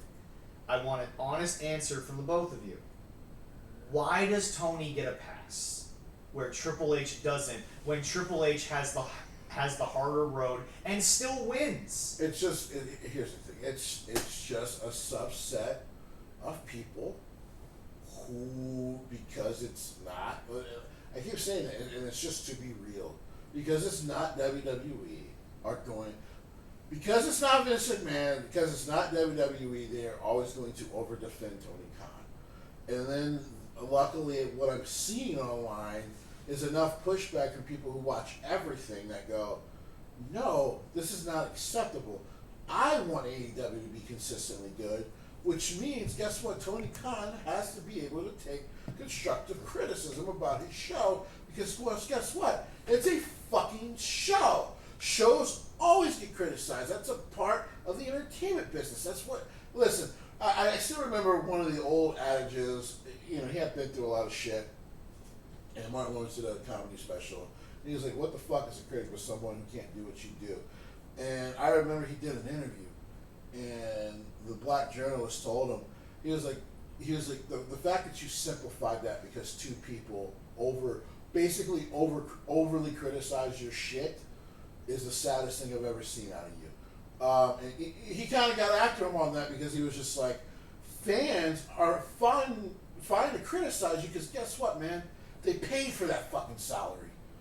So if they're watching your movie and they're like, man, this just didn't work for me, this, and this, as an artist, you should be able to constructively go, all right, that's some shit we'll take. And the saddest part about what you just said is, and this is a fact. By the way, same thing with wrestling. Well, no, it's not. And here's why. The saddest thing about what you just said there, Tony Khan doesn't have that. He doesn't have critics because they're not paying him. For the first time, of course, and I mentioned it last week, was the first time I see him interact with a sicko about something, and basically in every which way told the sicko to not be a sicko. And that was like, well, my buddy doesn't usually watch this, prefers to watch WWE, blah, blah, blah. Didn't want to go to a show. I'm trying to make sure he goes to a show, but now I don't even want him to go. What should I do, Tony? And Tony was just like, no, we welcome everyone. Invite everyone to the show. That's fine. Because guess what? He even knows there's cracks for me. But anyway, Leroy, now I want to ask you this question as the same question? Pretty much the same question, but yeah, it's like, once again, as somebody who prefers a certain thing, but also knows the health of the wrestling business, is now sadly very attached to the AEW product. Why is Tony Khan not criticized, in your opinion, or is it just kind of a doubling down of it's just because he's not Vince? Or do you have a different take on it? Well, I do. One, he's not Vince. Okay. He doesn't... I don't know why these people are babying him or covering for him, or they're just that butthurt about Vince that they're still going to keep protecting him. He doesn't deserve to be protected. He needs to be at the same level as Triple H be as criticized as much as Triple H and learn from that, but he has never done it. I know. It's just. No. It's the sickos and whatever and the other people that are hating Vince. I know I bring this up a lot, and we'll try to keep this very brief, but we'll try to get very into it because I think it matters. Jesse, right now, there's with what he just brought up, Triple H and Tony Khan. Right now, the biggest thing in sports that probably relates to it is Caitlin Clark and Angel Reese. What is Caitlin Clark doing but answering every question professionally, sometimes not getting it done on the court, and taking all this criticism? Mostly from WNBA players, but, yeah. Meanwhile, Angel Reese is who the media and the players are trying to prop up, but she's not backing it up. She had, God's sake, somebody was talking about her 100% shooting percentage the other day. She had one shot. Yeah. One shot. If she is supposed to be in an entire game. As that much of a talent and was drafted as high as the other one, she needs to be Let's let the black man, because everybody thinks it's a racist thing between Clark and Angel Reese. Let's let the black man explain why Angel Reese might want to actually learn how to play the game before she gets this praise. She has to be held to the same standards. Development. Let's talk about the word development. Development is supposed to be the ability to try to teach someone something and allow them to grow in what they are being taught. Develop, to learn to get better at a skill, a job, whatever. Yeah. Right? Yeah. In sports, we talk about the development of, especially with the NFL, we talk about the development of a rookie coming out of college and all that kind of stuff. To be fair, in pro wrestling, we watch NXT and we go, man, that kid's really coming along. He's really developing. Like the current NXT champion, Jordan Grace's ability to really now catch on to the WWE style on how to look at cameras and things of that nature. I can kind of go on and on. But the word development, also what it allows for someone in your career is it allows you to not be so overly criticized about what you're doing, especially if you're doing something on a massive scale, because you're young to it. You're getting your feet wet in it, and it's going to take time before you really, really shine. Some people will catch on quicker than others, and that's okay. But what happens when somebody... Oh, I wasn't done. Okay. So let's talk about injuries. So I was going to get there with her, but yeah, go ahead. So... Because I feel like she invites this more. As a matter of fact, let's talk about injuries and Mega Bang. So... development should allow that these because now it's year 2, that in these 2 years, as long as she didn't open her fucking mouth, and she just stuck to the grind of it, boy, AEW hates hearing that. If you stick to the grind, I don't think AEW hates it. I just think one guy hates it, bro. I'm starting to think a couple people might hate that word. Those words, stick to the grind. Especially after listening to Punk, because in that interview 2 years ago, because now I believe it more now than ever. I would rather I would rather film my shit and then go home for the next 2 weeks knowing I'm going to get paid than grind every week. But that's neither here nor there. So the grind of trying to work on your shit to get better, because coming out of college, she was actually going to be a pretty good defensive player going into the WNBA. Even if she was playing against men, I'm like, she's going to be a very good defensive player. She's great with her feet. She knows how to read where a play is going. Yeah. As an offensive player, there was a lot to work on. And it kind of got exposed by a Caitlin Clark in the NCAA tournament, that her offensive game was fucking weak, to be quite honest. But then she got drafted 7th overall. So, okay, well, now let's talk about that. So she gets drafted 7th overall. Now, yes, there's going to be a lot of pressure on you. You pitch pretty high in your sport. But the team itself understood you were going to be developing. I think the coach at the time said, I do not expect her to come out here and average a double-double. What I expect of her, as she has earned her starting spot, is to play her role fine and to grow day to day, week to week, and year to year, which is actually pretty damn good coaching. That's what you usually should expect from your players, right? Especially a rookie. Unfortunately, what happened to her again is that the white girl that she hates so much, really for no reason, besides the fact that Caitlin Clark is just a fucking lethal shooter, because, I don't know, her favorite player is fucking Stephen Curry, so it's not a fucking shock that she used to go to the courts all the time with her own father to learn how to shoot like Steph Curry, who, last time I looked, Zach, is still top 5 in the NBA in fucking three-point shooting. The best shooter that God ever made. Fucking Christ. Sorry, I didn't mean to say that, but just fuck. Okay? And by the way, Leroy, guy's almost 40 now. Now let's talk about Megan Bain. Wow. Yeah. Damn. How does Angel Reese and Megan Bain relate? Megan Bain came onto the scene very strong, but everyone understood 3 to 4 years in the game, got a lot to learn, got a lot to work on. Big girl though, great look. Yep. Can move in the ring. She can move for a big girl, yeah. Right. And you can tell clearly is working on her presence and her speaking and her character. Day to day, week to week, month to month, year to year, developing. It needed to take some time. But when she got picked up by AEW, everyone thought, okay, this is the one they can get right by allowing her to just develop.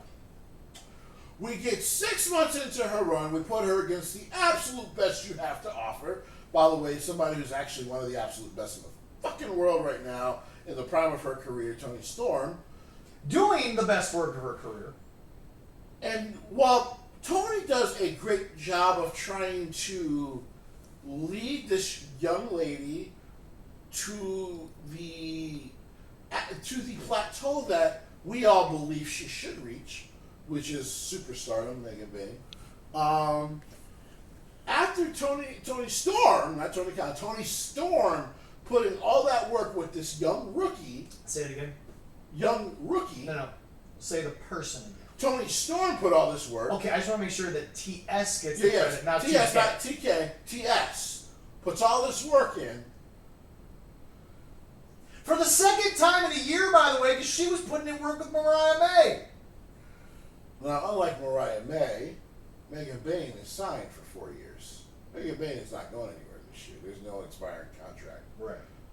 But boy, Megan Bain has done close to fucking nothing since that feud. And you would think, well, maybe she's just less developed, blah, blah, blah. No. You see, once again, a good coach, a good leader would understand we're going to work day to day, week to week. You know who I just talked about last week. You want to know who I'm tired about hearing about Triple H doesn't like? Carmelo Hayes. Carmelo Hayes, week to fucking week, is in the ring in stories of some of the best WWE has to offer. He's arguably in the main event scene. Week to week. Why is that? Because Triple H believes, by the way, a young man who's not even 27 yet, that's his future. He needs that young man to develop. And by the way, you don't think Triple H didn't look at him and say, okay, you know what you're doing for the next 6 months. If you don't pick every goddamn brain you're in the ring with, you're gonna be the problem. Like you're gonna if you drown here, because remember, you're talking about the first overall pick to SmackDown, and who's the first guy they had him fight? Fucking QB1. If that's not belief in you, I don't know what the fuck is. And there was somebody out there that was mad because he wasn't featured this Friday on SmackDown. Carmelo. Right. Well, can he have some time off? Yes, he can. And here's the thing. Give him a break. Carmelo is going to be fucking great. He's already getting close to that. Yeah. Let him develop. Triple H does not hate black talent. Last time I checked in WWE, both of our tag team champions for now. Yes. See you on SmackDown, buddy. See everyone on SmackDown. I'll see you are right 4 black men. Yes. 4 black men hold the World Tag Team titles. And by the way, those 2 teams are very highly featured. 2 of those gentlemen are already going to go to the Hall of Fame. 2 of them are working on a legacy to get there. And one of them are looking like a pimp on Monday.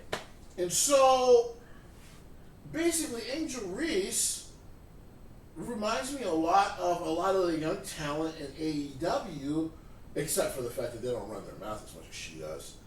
Because this is your development stage. Stop comparing yourself to someone else who's been picking this up much quicker than you. Don't do that to yourself because you'll fucking drown. You cannot. One of the best quotes I've ever seen was from Ronaldo. And he said, one of the things I had to learn, because by the way, Ronaldo was not Ronaldo until like his 6th year in soccer. And then he not only that, but like people were like, because this is how international soccer fans work, they were kind of wondering why this guy. Right. For those first 6 years. Why is Real Madrid pushing this young guy so fucking much down that throat? He barely scores goals. Yes, he's developed into a really great passer, a really good footman. Like he does read the field, but he cannot score, right? And by year 5, he fucking hit mega stardom. But you know what the coach of Real Madrid understood? Development. We knew this coming out of when he was coming out of high school. It was going to take time. But development. Give him time to breathe, grow, work. And he's going to get there. AEW fans, and this is just real, by the way, as we brought up Angel Reese earlier, have not allowed this young talent to fucking grow. Think about it. They re-signed him to a big money deal, gave him a title right away. Where is he? Guess who I'm talking about? Wore the TNT title right away, but now is doing nothing. Guess who I'm talking about? Who used to dance next to Chris Jericho and now does fucking nothing? Oh. Yeah. Yeah. There's a few of them. Development is crucial. And AEW, injuries fucks it up for herself, but AEW fans fuck it up for the wrestlers all the time. They don't allow development. And this is why I get mad at the WWE fans sometimes when they start to lose their patience. Carmelo Hayes is going to be just fucking fine. Trick Willie is going to be perfectly fucking fine. You know what's funny? Everything you're saying, the fans need to understand that one woman this past week shut every couch fan down when she came out, and she was the most popular woman in all of pro wrestling recently. Her name is Chelsea Green. Yeah. And what did Chelsea Green just say she wanted to do, Jesse? How dare a talent want to lose? But she wants to make a moment. Right. She wants to make it special. Right. Because she knows that wins and losses matter if you've done the right work, if you put in the time and the effort. Correct.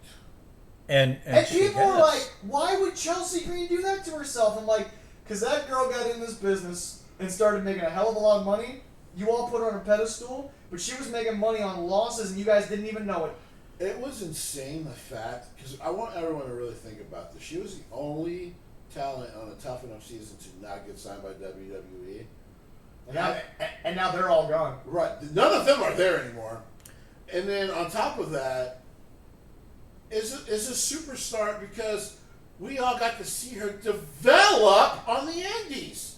And that's why everyone ended up falling in love with her.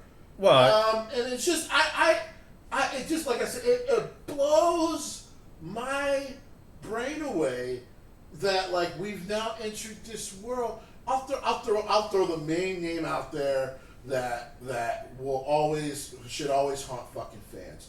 And that's Rhea fucking Ripley.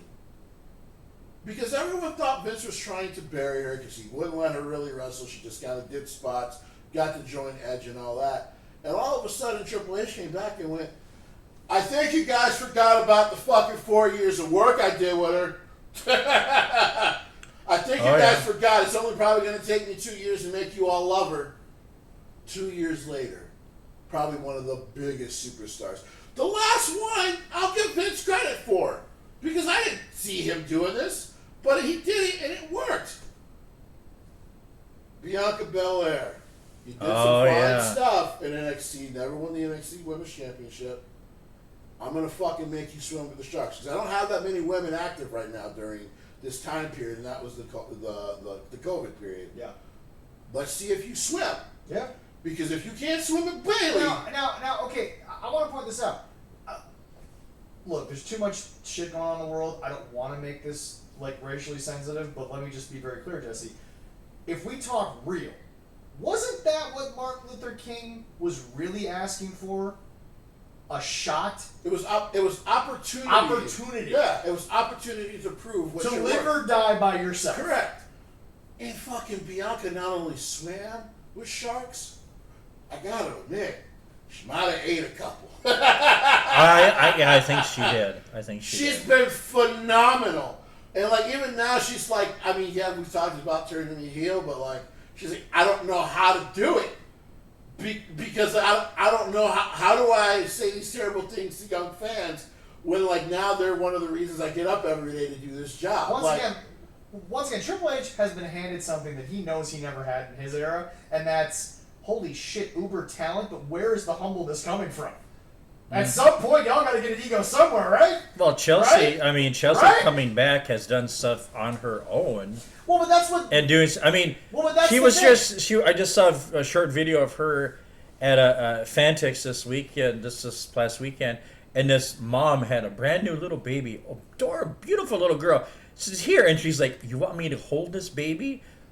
I'm like, that's incredible how much the fans love Chelsea Green. In that moment, you saw it in her eyes. She was never even this big on the Indies. She knows what she's become. Oh, and that's by losing. She was loving it. But that's by losing. Oh my god! And by the way, people were like, "They'll never put that U.S. championship on her." She was the first champion. Like, well deserved. It was one of those things. And that's why every time, like, I want to maybe lose my faith in Triple H booking, I always go, you know what? The man has found a way to make things work. This is not Vince in the 60s, who just clearly does not give a fuck about us. But remember, she shuts down all the sickos because she's A, from their world, and B, you guys fell in love with Chelsea Green not because she won 17 belts. Right. It's because Chelsea Green has done something that you will remember long past title reigns. Oh, that's right. She's got more moments than anybody else on the roster. By the way, she did a lot of that in TNA, too. Yeah. Oh, yeah, she did. Yeah. Hey, quick question. When was the last time you heard about a wrestler keeping a job for over a year, just showing up and wearing a fucking bridal outfit and fucking bad makeup? She's about it. He's the only one. But she made it work. But she was entertaining as shit. Yes. Oh, she is so entertaining. I love Chelsea. I love Chelsea. And by the way, as we get ready to get into the wrestling, and this is why I will always blame the sickos. If you want to know one of the biggest problems of the way Tony Khan is because you guys allow it. Because if you guys forced him to actually think about development and all that kind of shit, AEW would consistently be better. Yes. It would because I'm like as Leroy fucking pointed out brilliantly earlier, the rosters are more than comparable. Oh God, yes. Very good. You have Okada. New Japan would fucking die to steal one of these rosters right now. You have Okada who can still physically go. He's not broken down. No. You have Will Ospreay at his physical peak. Yes. You have Kenny Omega, whose star couldn't be bigger even with injuries. I keep saying, like, I might not like Jon Moxley right now, but there's a reason I was so enamored with the way he carried the company during COVID 3 years ago. It was fucking impressive. Yeah. Because even by beating all those competitors, he really gave Tony a chance. If he was a good booker, you could have built a monster main event scene the way Jon Moxley did it. And he fucking didn't do it. You should turn your light on over there. Oh, yeah, I'll do that in a second if I'm starting to get dark over here. But yeah, it's a little bit. It's getting kind of... While Jesse turns on his light and we switch over to the wrestling, yes. He's going to need a little help here in a second because he's going to be shocked by what I'm about to do after we come back from commercial, after a little sponsor, or we like to call BetterHelp.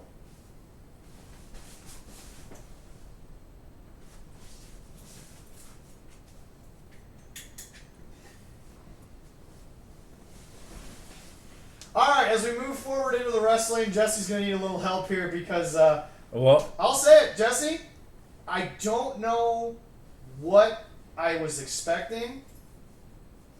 Hangman opened the show and he did a really good job. This was well done. This, like, honest to God, I'm just gonna sit here and I'm gonna tell you, I'm still worried about the match. We all are. But so are you. Yeah. I am too. But Jesse, there was no greater example of know your audience than this. He knew where he was. He knew what to say. I didn't realize he could speak Spanish, so I was impressed. Jesse, I'll say this much. Even if he rehearsed that, he came off legit. Correct. They believed him. Right. And so did I. Right. This was real. This was Adam Page. Yeah. I'm actually not going to sit here and find any fault in it because no, I'm okay with this. Right. It took you going to Mexico. There's my one jab. It's like it took you going to another country, but like no, that's what you want though. To be fair, it helped some other Americans to go to Japan and help them out. Yes, it's true. They can help. But I'm just saying, like, no, I'm willing to admit, I saw that, and my first thought was, well, damn, okay, you got this. Right. In this moment, you have that audience in the palm of your hand. They didn't walk a translator out there. They didn't do anything. And honestly, I think that might be why partially, and I'd love to ask him someday, that might be why Eric Bischoff kind of took the mic from that translator that one time when they did Raw in Japan, because it was just like, this is taking too long letting this guy fucking just, do all that stuff. Sometimes you can't do that. But it's just, no, I will say it. And like I said, I'm going to let you analyze it, but I'm going to be honest from that perspective. I don't have a problem with that. This was good. I dug this. This was beautiful stuff. Guy went 5 minutes straight being a white dude from West Virginia and spoke fluent fucking Spanish. He must have learned that in school. I really. He was a school teacher. Well, there we go. I am like I said, I'm rooting for him, man. We all are. We all are. I don't care what you say. We're all desperately rooting for him. There's a lot of people across this country that are. Because I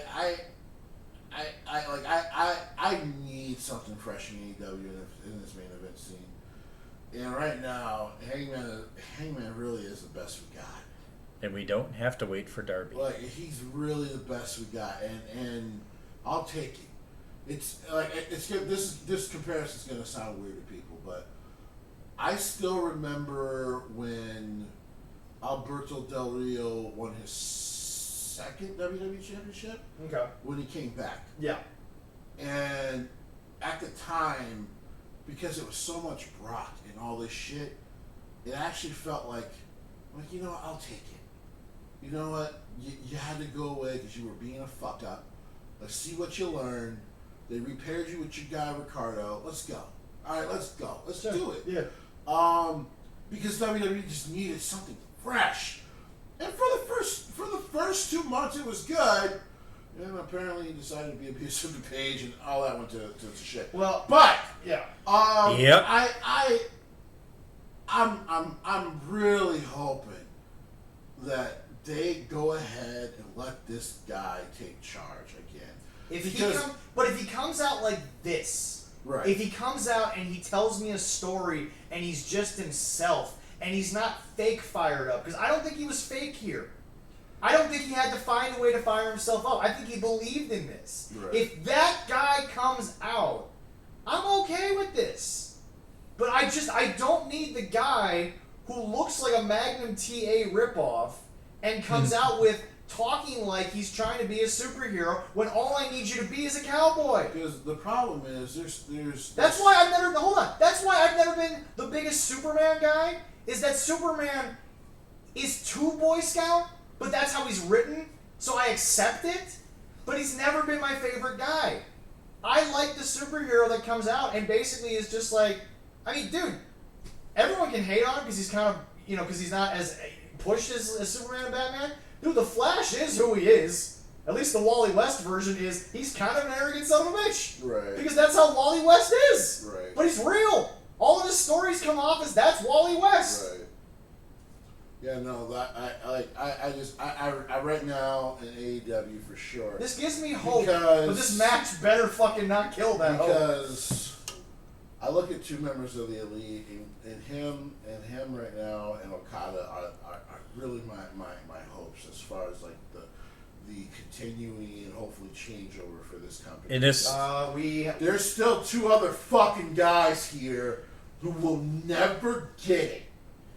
Yeah. Anyway, speaking of moving on and not getting it, and that's going to be an all-in, right? Yes. Yeah. I heard a lot about the comparisons between this next match and Worlds Collide. Folks, when Mr. Iguana was doing his thing, making everybody viral, Yeah. he was in a 6-man tag match. Yeah.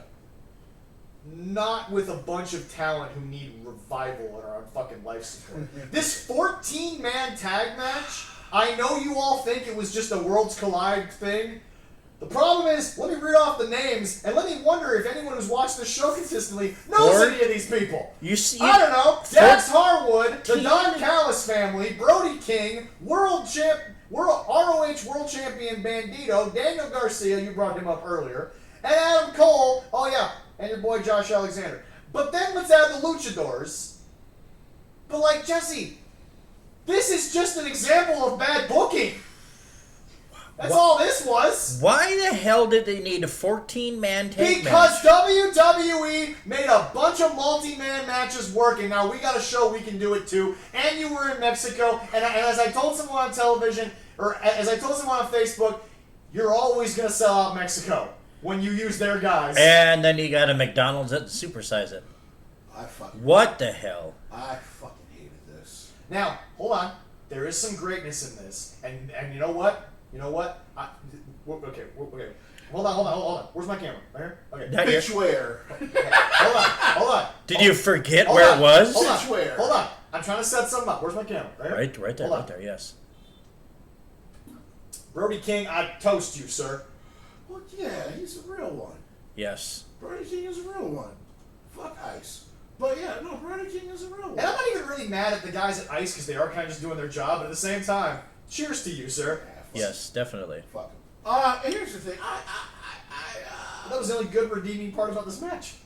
I fucking hated this. There is no reason, and you know what? People keep wanting to call him the scum of the earth, but by the way, everyone's praising him was one of the biggest AEW fans out there, and that's JD from New York. But God, I saw something in passing that he said about this, and he was dead ass on.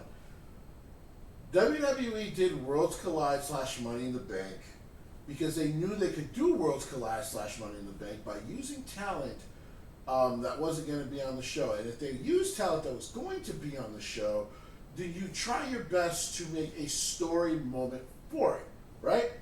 Like, so, and he pointed out, like, WWE did a good job with the whole Chad Gable, El Grande Americano thing, where Chad Gable went and decided to go be fucking super Kurt Angle and put on this great match with Vikingo, knowing he had to go do that ladder match and then be Superman again. But it was a story reason because, you know, right now, of course, Chad Gable isn't El America, that whole bullshit, right? And then... Oh, yeah, he's not El Grande Pat McAfee Americano. is the greatest person to carry on that story, and I love every second of it. And it's two different people. Dom Mysterio Come on. challenging old boy because... Octagon. Yeah, Octagon.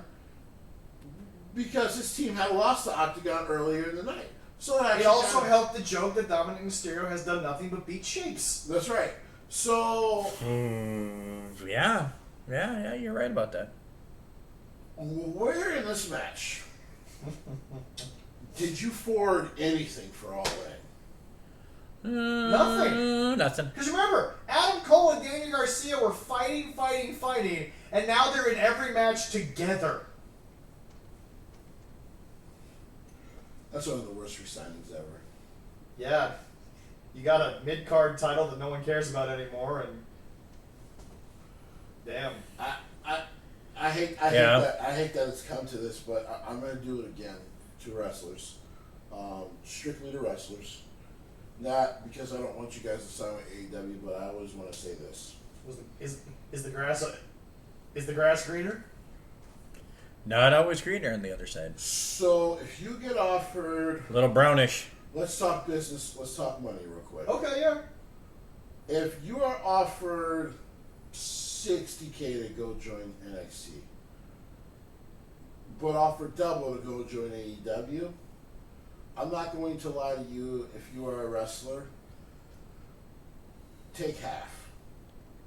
The reason you go take half at this current moment, not that I want this to forever continue, is because there's hard of a chance you get buried in the shuffle of NXT. What do I mean by that? There is not one NXT talent that hasn't been through NXT, especially since the DX takeover, which basically is what it is in creative.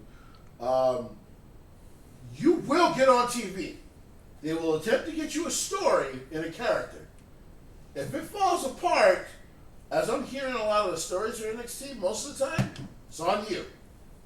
Because they're going to, Sean, Albert, well, I guess Matt Bloom, all those guys, including Abyss, they are not trying to let this young talent fall by the wayside. They're always with them day to day. They have their numbers. They can hit them up at any time. And plus, even if you leave, you can hit these guys up. These guys are experienced veterans. It makes all the sense in the world. And honestly, what a better person to help you story develop than Joseph Parks. Right. And so, like, because right now, if you go to AEW, you take that 120, you might come in some hot shit. You might do some cool shit in the first few months. First 6 weeks. Yep. Fuck it. Let's be real. The first 5.5 weeks. Yeah. And then brand new pretty toy. You end up in Ring of Honor doing a whole lot of nothing, and then you're doing a whole lot of nothing, and then your contract runs out, but you just sat a year and a half before that happened. So no one fucking remembers who you are anymore.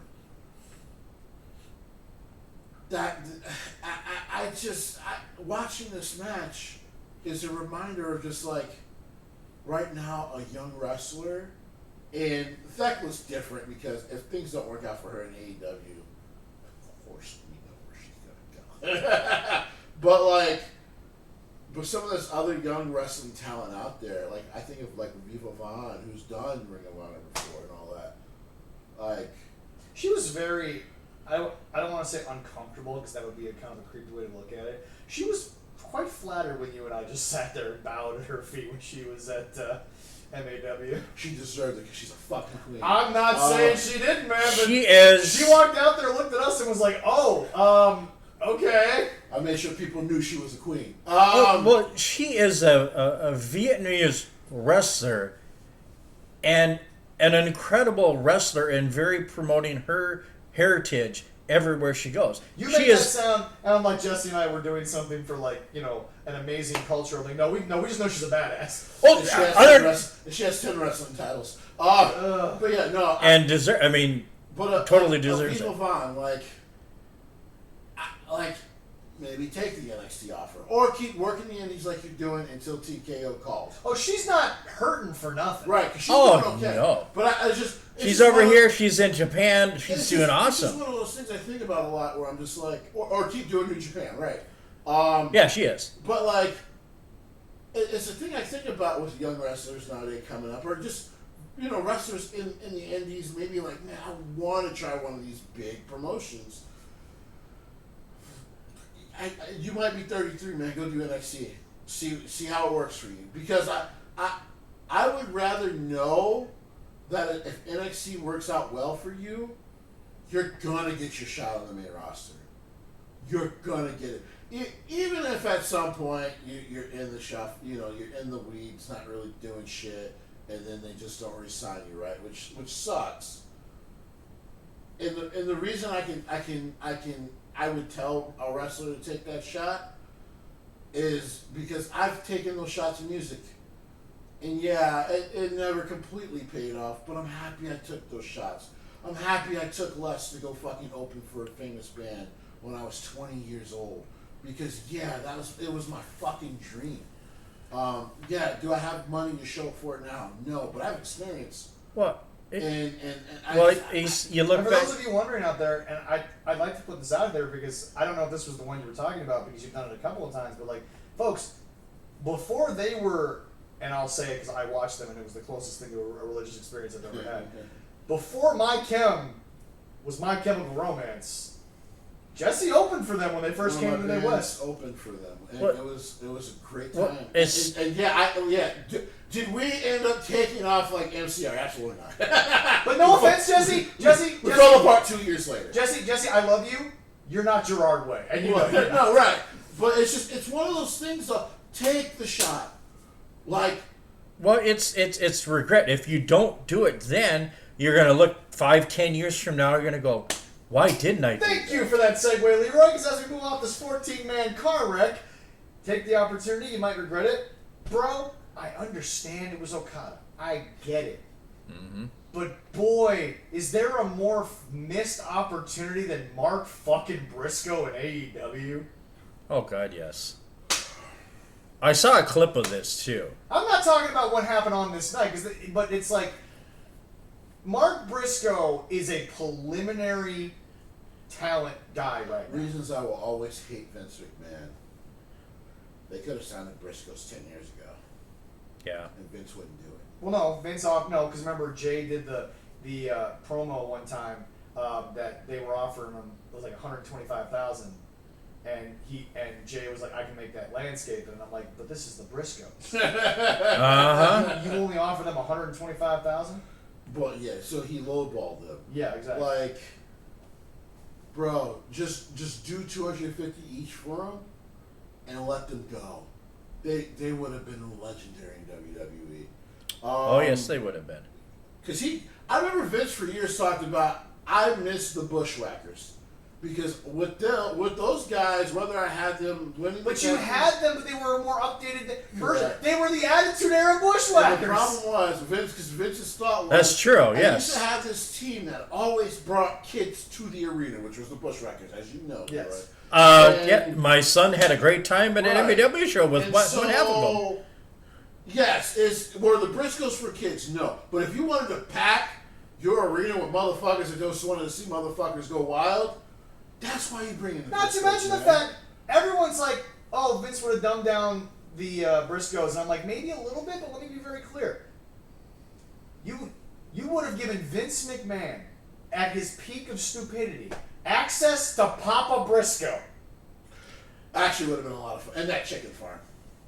Yeah, Yes. Vince would have did something with that shit. And what's funny to me is everyone's like, well, Vince would have just made them stupid. They had a finer chicken farm. It was the best thing ROH had. Yeah, Vince would have did some stupid shit. But And their daddy, work it out that way, boys. Okay, Daddy. Dude, I watched That's that fucking chicken awesome. fight back and back. Well, The best part about it Yeah. was Papa Briscoe grabbing each of them and being like, we're not done, boys. You ain't done. No, You no. ain't done yet, boys. No. Let's talk about what happened after his promo. People always tell me the Big Show needs to retire. Paul White needs to retire, and maybe he should. Like, he clearly is walking on bad knees. It's not pretty. Is he really doing anything now? He's mostly a scout for them. But, Yeah. Well, that's okay. I mean, I don't blame him for that. That's a good thing. I'm for going to him. be real. You guys know the Japanese guy here. Oh, yeah. Yes. All the Japanese wrestling. Ibushi needs to retire. I don't care how good he looked. His head ain't right. His brain ain't right. And I can tell because no one blinks like a frog. And I'm not trying to make fun of him. But the man now, like, when he, like if you watched when he came out, like, every now and then, like, he's blinking with one eye. Like, someone told me, like, if they tried to, like, break into his medical records, they would not be shocked to see he has fucking brain damage at this point. Why are we doing the Golden Lovers? Why? Just because. Because I can. That's it. But anyway, next up, this is the MJF that needs to be on television. This is the MJF that needs to be on TV. I want to be very clear. Mystico, you had your issues in WWE, and some of that was on you. Oh, clearly some of that was on him. But you are still one of the greatest luchadors in the Correct. history of all Correct. Mexico. But Jesse, clearly, Mystico was okay with the end of this. Yeah. Clearly, he agreed to this. Because again, it's not like his face got out. Right. So, but no, this is the MJF that can make you understand what he's doing. And here's what I mean by that. of course you were going to cheer for MJF. He's great. But he always found a way to still send you home pissed off a little bit at it. And what better way to do it than to rip off the mask of the biggest Mexican star that there is? And what I kind of liked, while like the Hurt Syndicate wasn't 100% into it, it is what they do. So like, you can't even be mad at MJF. No. Because it's what, like, he just went and did what we normally do, and that's fuck somebody up. Yep. So like, now this story is getting to a point where I'm like, okay, now we're getting there. Because for a while I'm like, I like it still, but boy, I'm on the fence. Was it creeping too slow for you, or it was what? taking a while to get to the why would this team up, no matter how long it may or may not last, why would it work? Why would it benefit anybody? Why would it benefit anybody? And now we're seeing when MJF is, of course, at his scummiest and all that shit, he's not that much different from Bobby Lashley. Oh, God, no. Now, Bobby ain't going to take off somebody like Mystico's mask when he's done. Yeah. But is he going to fuck him up and leave him in front of him? Absolutely. That's what he do. Now, also, folks, we talked about this last week, that thinking it was going to happen. I think Cedric took a different offer. We might see Cedric in WWE again before we see him anywhere near. Oh, really? So he showed up in TNA. He showed up in TNA. Oh, sweet! Getting ready to fight Mustafa Ali. Oh my God, really? Yeah. So when? last Thursday. Last Thursday? Oh shit! Yeah. I gotta go find that. So yeah. Oh my God, that'd be awesome. This finally clicked. Since they're not getting Cedric the Entertainer, I hope this stays because, it was always going to be hard to get the full band back together. Yeah. Because to be fair, I think Cedric really did want to stay. Like the fact that he was willing to go to NXT and then kind of do some really cool work down there, I think he was comfortable in his WWE role and just trying to figure out how to get himself back on the main roster. So. Oh yeah. Next up, Hologram, Leo Rush, Mascara Dorado, and Ricochet. Again, of course the crowd loved it because this is, used a couple of their guys, all this crazy shit, but... And then a hologram. My biggest problem with shows like this is, Jesse, how does this benefit your going forward? It's almost like Tony can't see the forest through the trees. Like right now, there's this big, beautiful oak in front of him, but tomorrow... But it's really pretty. Tomorrow, you got to be in a different forest, bro. You know what? Let's just internet. We have to finally say it. You know who Hologram is? Pamela Anderson in the '90s. Hologram is just a pair of big tits to look at this point. What do I mean by that? I understand. You get it, but for some people, they're not going to get it. What does that mean? Hologram basically is eye candy for one person. And that one person, because he created the outfit, the music, and all that, fucking adores Hologram. But when I watch Hologram wrestle, you know what I always keep doing? There's 30 other motherfuckers in the company that do the same shit. What makes him stand out? The entrance. Not even that anymore. Because Tony is in Gorilla. Ricochet does a halfway decent entrance. Tony's in Gorilla jerking off to it. Speaking of Ricochet, did you see that he's got a new shirt, Leroy? He has a new shirt. Wow.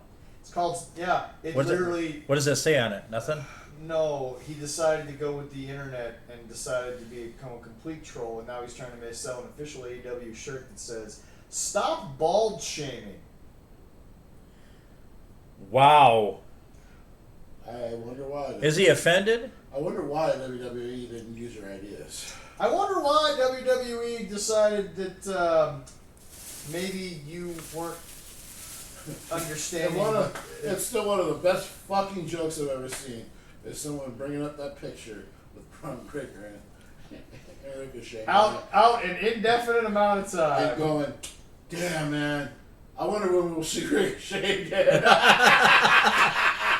I did like that one. I did. I was like, oh, I'm damn. Like, that guy can keep bringing that shit up every Thursday morning. It will never not be funny. That'll be good.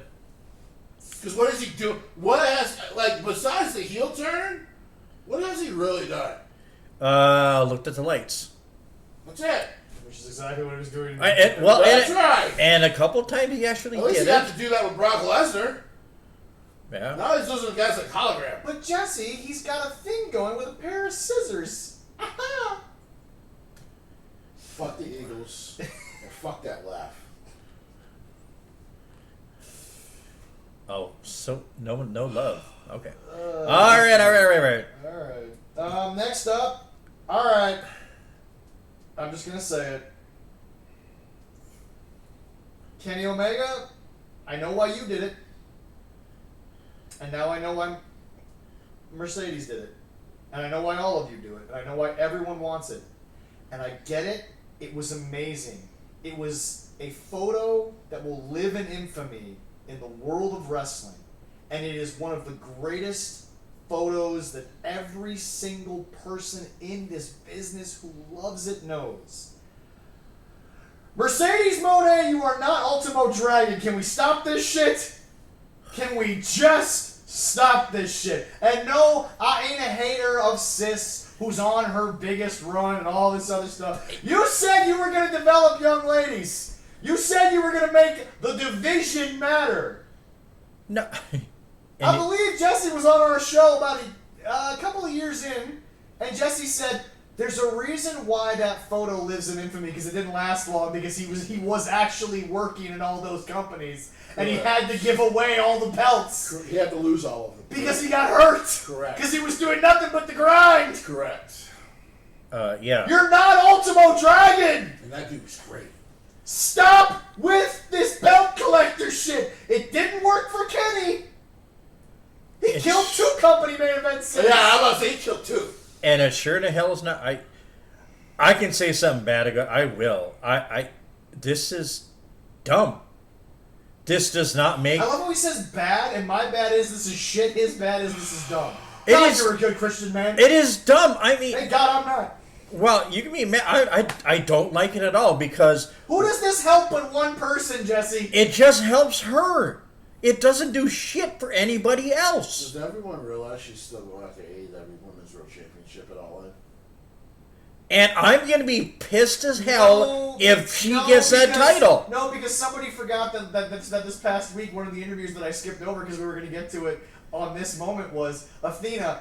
Yeah, it'd really be nice to be on the All In card. I'm like, yeah, I heard that. The person who still has the belt from that photo doesn't have a match for the event from that photo in her home state from that photo. Yeah. It's it. Jesse, they're black, so I'm gonna let you take that one. I'm out of words here. Jon Moxley, like, he'll have segments on the show and they actively piss me off. Yeah. Because I know he's better than what he's doing right now. Yeah. Like, I know he's better. We've seen better. Like, it's there. I've seen Jon Moxley do better things with a plant as his sidekick. I am starting to believe. Oh yeah, it's true. Yeah. That I was completely wrong and everyone has been wrong about Mercedes Moné. What do I mean by that? Not that she's not an excellent performer, because dear God, to give her all the credit in the world, Eddie Guerrero probably can only smile when she's in the ring. She's phenomenal. But when it comes to the promos and the want for things to be better, when it comes to why she does what she does, right? Yeah. It's dumb isn't a good word. It's mind-burningly fucking, I'm trying not to use the R word, but it's mind-boggling fucking stupid. You didn't build any division. As a matter of fact, you killed 2 of them. Sorry, I lied. Yes. You killed 6 of them.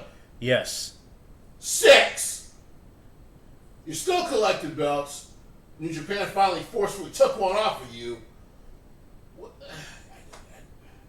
Guys, quick question. Does anybody know why JBL had that great WWE title reign? Oh, that's right. Eddie Guerrero said that's the guy I'm losing to. Can I throw out there once again? I love Bailey. Yes. Don't you do it, girl. TKO needs to give her a raise. There's not even a question there. Yep. And I am sure Nick Khan understands that more. He's a better businessman than me, so there's no doubt in my mind he understands this. Yep. Girl, you better be bringing offers from New Japan to get your money. Do not do it. WWE, I know at times it feels like sometimes you are circling the wagons, my dear. But if you're looking at this shit, you would be you should be disgusted. Bailey is the main one out of the four horsewomen that's always been willing to sacrifice for other women in the division. Funny that you brought up all that. And she has. Becky wins one title in a year and she's Hogan. But this bitch is celebrated? Go fuck yourselves. I agree with you that. Next. I love that I sit here because I always get to flick off the camera and flick off Leroy at the same time. Oh, you're a fucking prick. You set the camera up, not me. Well, when he gets close to your face. But no, before we go on, I'm like, guys, I started the segment, Jesse explained it, now I'm going to end by saying it. He was called the last dragon for a fucking reason. There is no one else like him again. And do you want to know why most guys who actually get the business don't do the run that he did? Because it fucked him up. Yes. Oh, it ruined his career. Yeah. That photo was the downfall of Ultimo Dragon. Because he was working too many promotions. He was working too many nights. Okay, it literally ruined his career.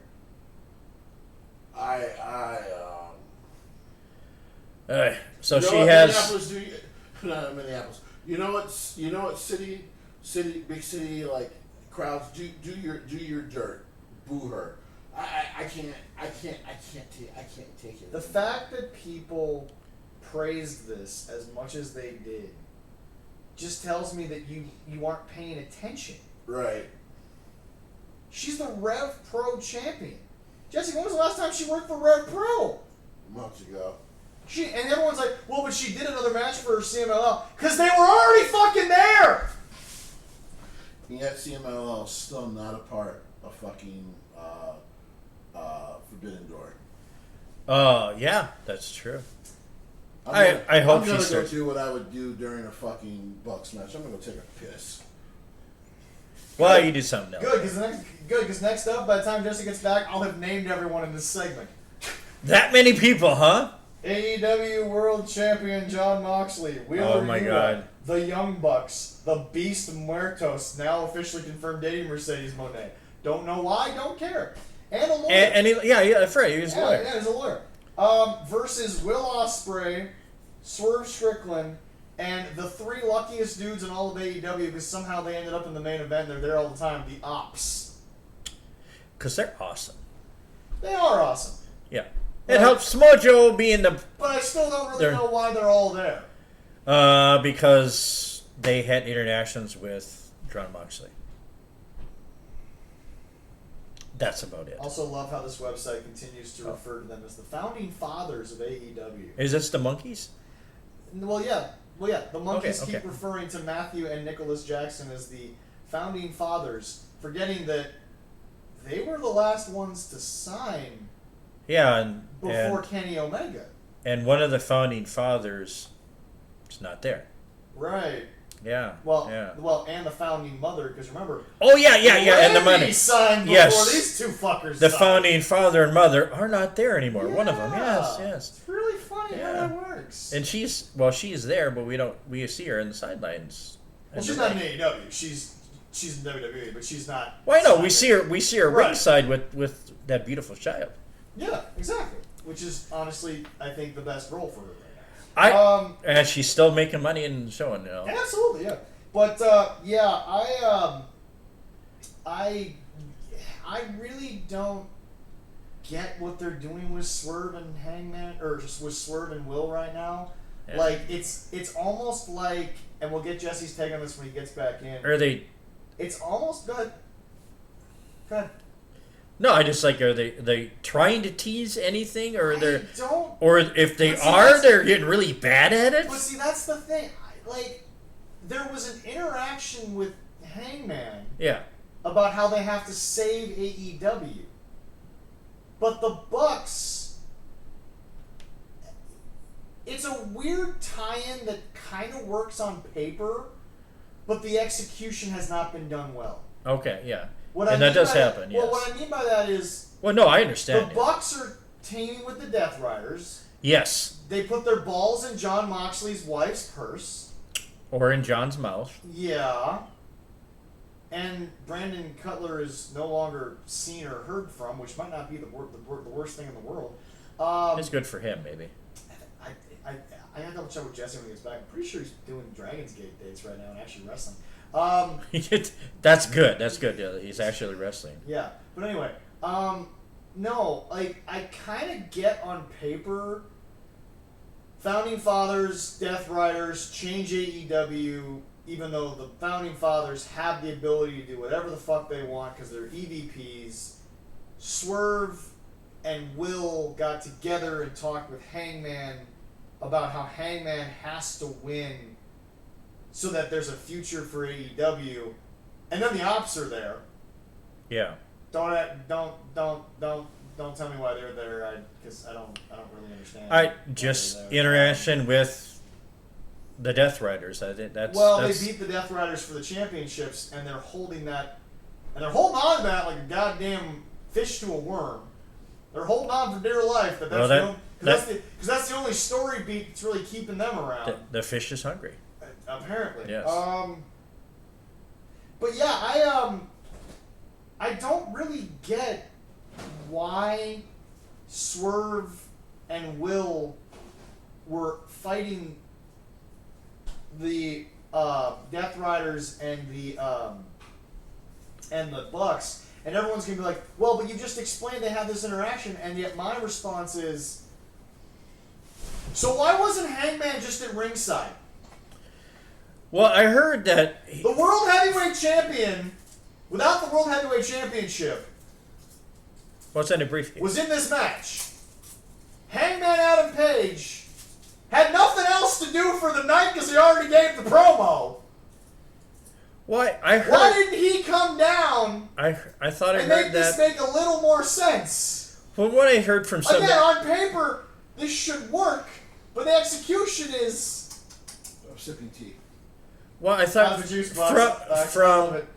from a review for somebody else, for some reason he was told he couldn't be at ringside with the Death Riders because they were there. Useless bitch that we don't know, Marina Shafir, can do whatever the fuck she wants. Well, during this match, but then he showed up at the end.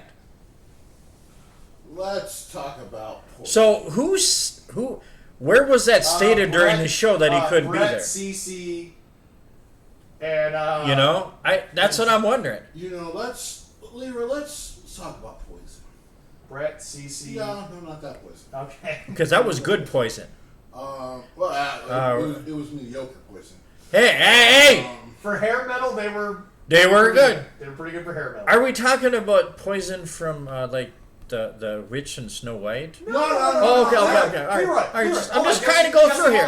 Hold on. Jesse. No, yes. Kind of. If I may. Go ahead. Yeah. He's talking about the poison. The poison for Cusco. Cusco's poison. Oh. No. Because I just turned him into a llama. That's fair. That's because it wasn't the poison. And to be fair, being a llama was very cute. Let's talk about. It was also the first Disney movie that broke the fourth wall. Pro wrestling. I love that. Yes, let's talk about it. And okay. And no, that's not the NWO, even though Vince may have made everyone believe that in 2005, right? Dixie Carter? She's close. Oh, okay. Vince Russo? Ooh, yeah. He would be. Oh, dang, I'm getting good. One. I'm getting good. But you know who's category 1B? Super Kick Party! No, guys, please send this to them.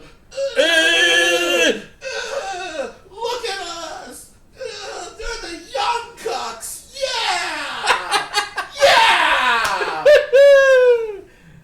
Yeah! We're such a big fan.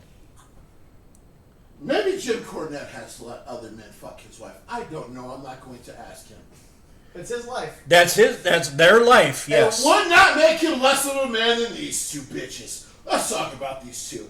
So, numbers, I don't have to explain every time they come on the TV. You automatically lose 300,000 viewers. Should let you know they shouldn't be on TV. But, I mean, you are paying these niggas $12 million each because you're stupid. Okay. Number 3. We still don't know why they're back. Besides to join because they couldn't get it done, which I hate to tell all the still fans and former fans they could never get it done on their best day. And I was there for some of those shows. They can never get it done. As a matter of fact, my limp penis could get it done more than they ever could. A wrestling page. Maybe a wrestling page recently asked, whether or not we like it or not, they deserve to be up there as one of the all-time great teams. I'm like, they might be top 50. That's about it. Maybe well, you know what? We could call them top 5 greatest teams. Maybe their wives told That's them, fine. "We're tired of you being home. Go work." Listen, if you have Well, one of them doesn't work because she got fired. if you have the young Bucks, I know, but they don't want them at home anymore. They just want to send them that's there. cool. If people have the young Bucks as one of the top teams, that's fine. I'd also like to point out to your therapist that you also have Little Pony, My Little Pony on your fucking wall. You probably need help. On top of all that, right?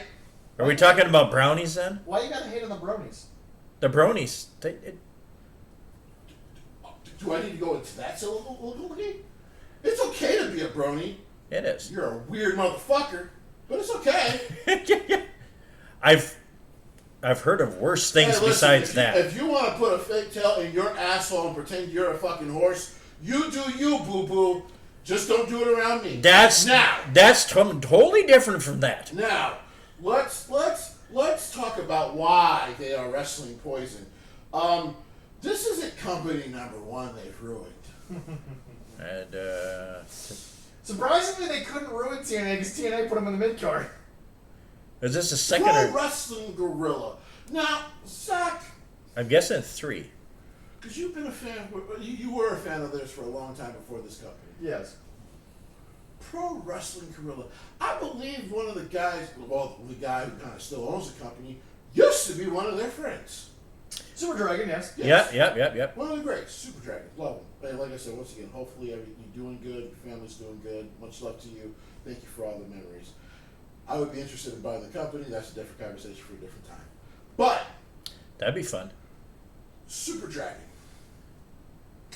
I haven't talked to him in like 5 years. Okay, that's one guy. So that's company number 1.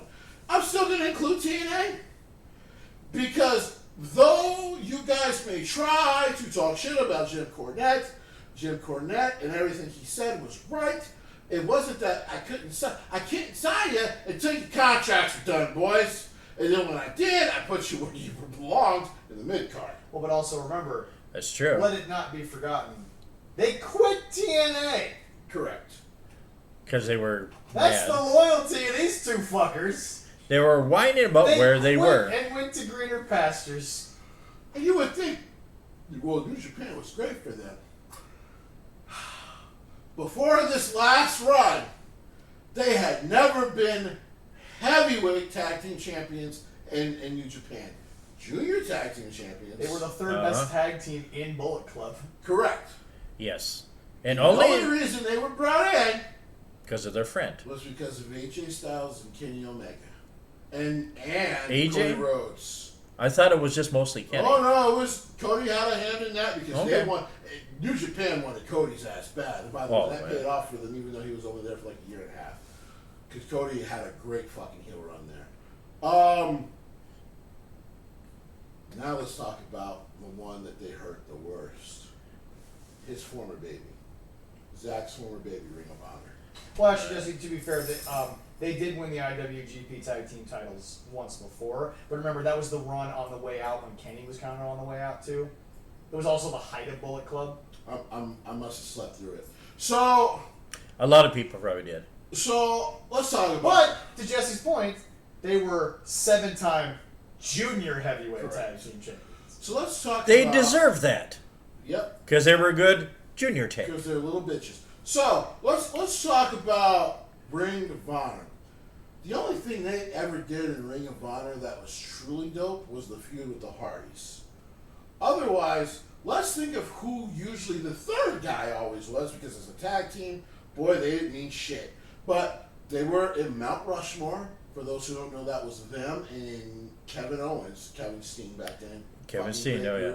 Mostly because of Kevin Steen, who has just proved himself to be a legend beyond legends. Once again, Kevin, God, I hope you heal. Whether or not you return to wrestling does not matter. You are a Hall of Famer.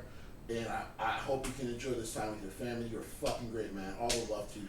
We do love you, Kevin. Thank you for everything you've ever done. Adam Cole, baby. Yeah. Adam, once again, man, if things are regenerating properly, you're able to work out, and your contract is over soon, and no time's going to be added, get the fuck out. You won't have to cut your hair this time. Get out. Okay. I think it's up soon. And then there was one more guy. No, Adam signed for 5 years, bro. I thought it was close to being up There now. was one more guy.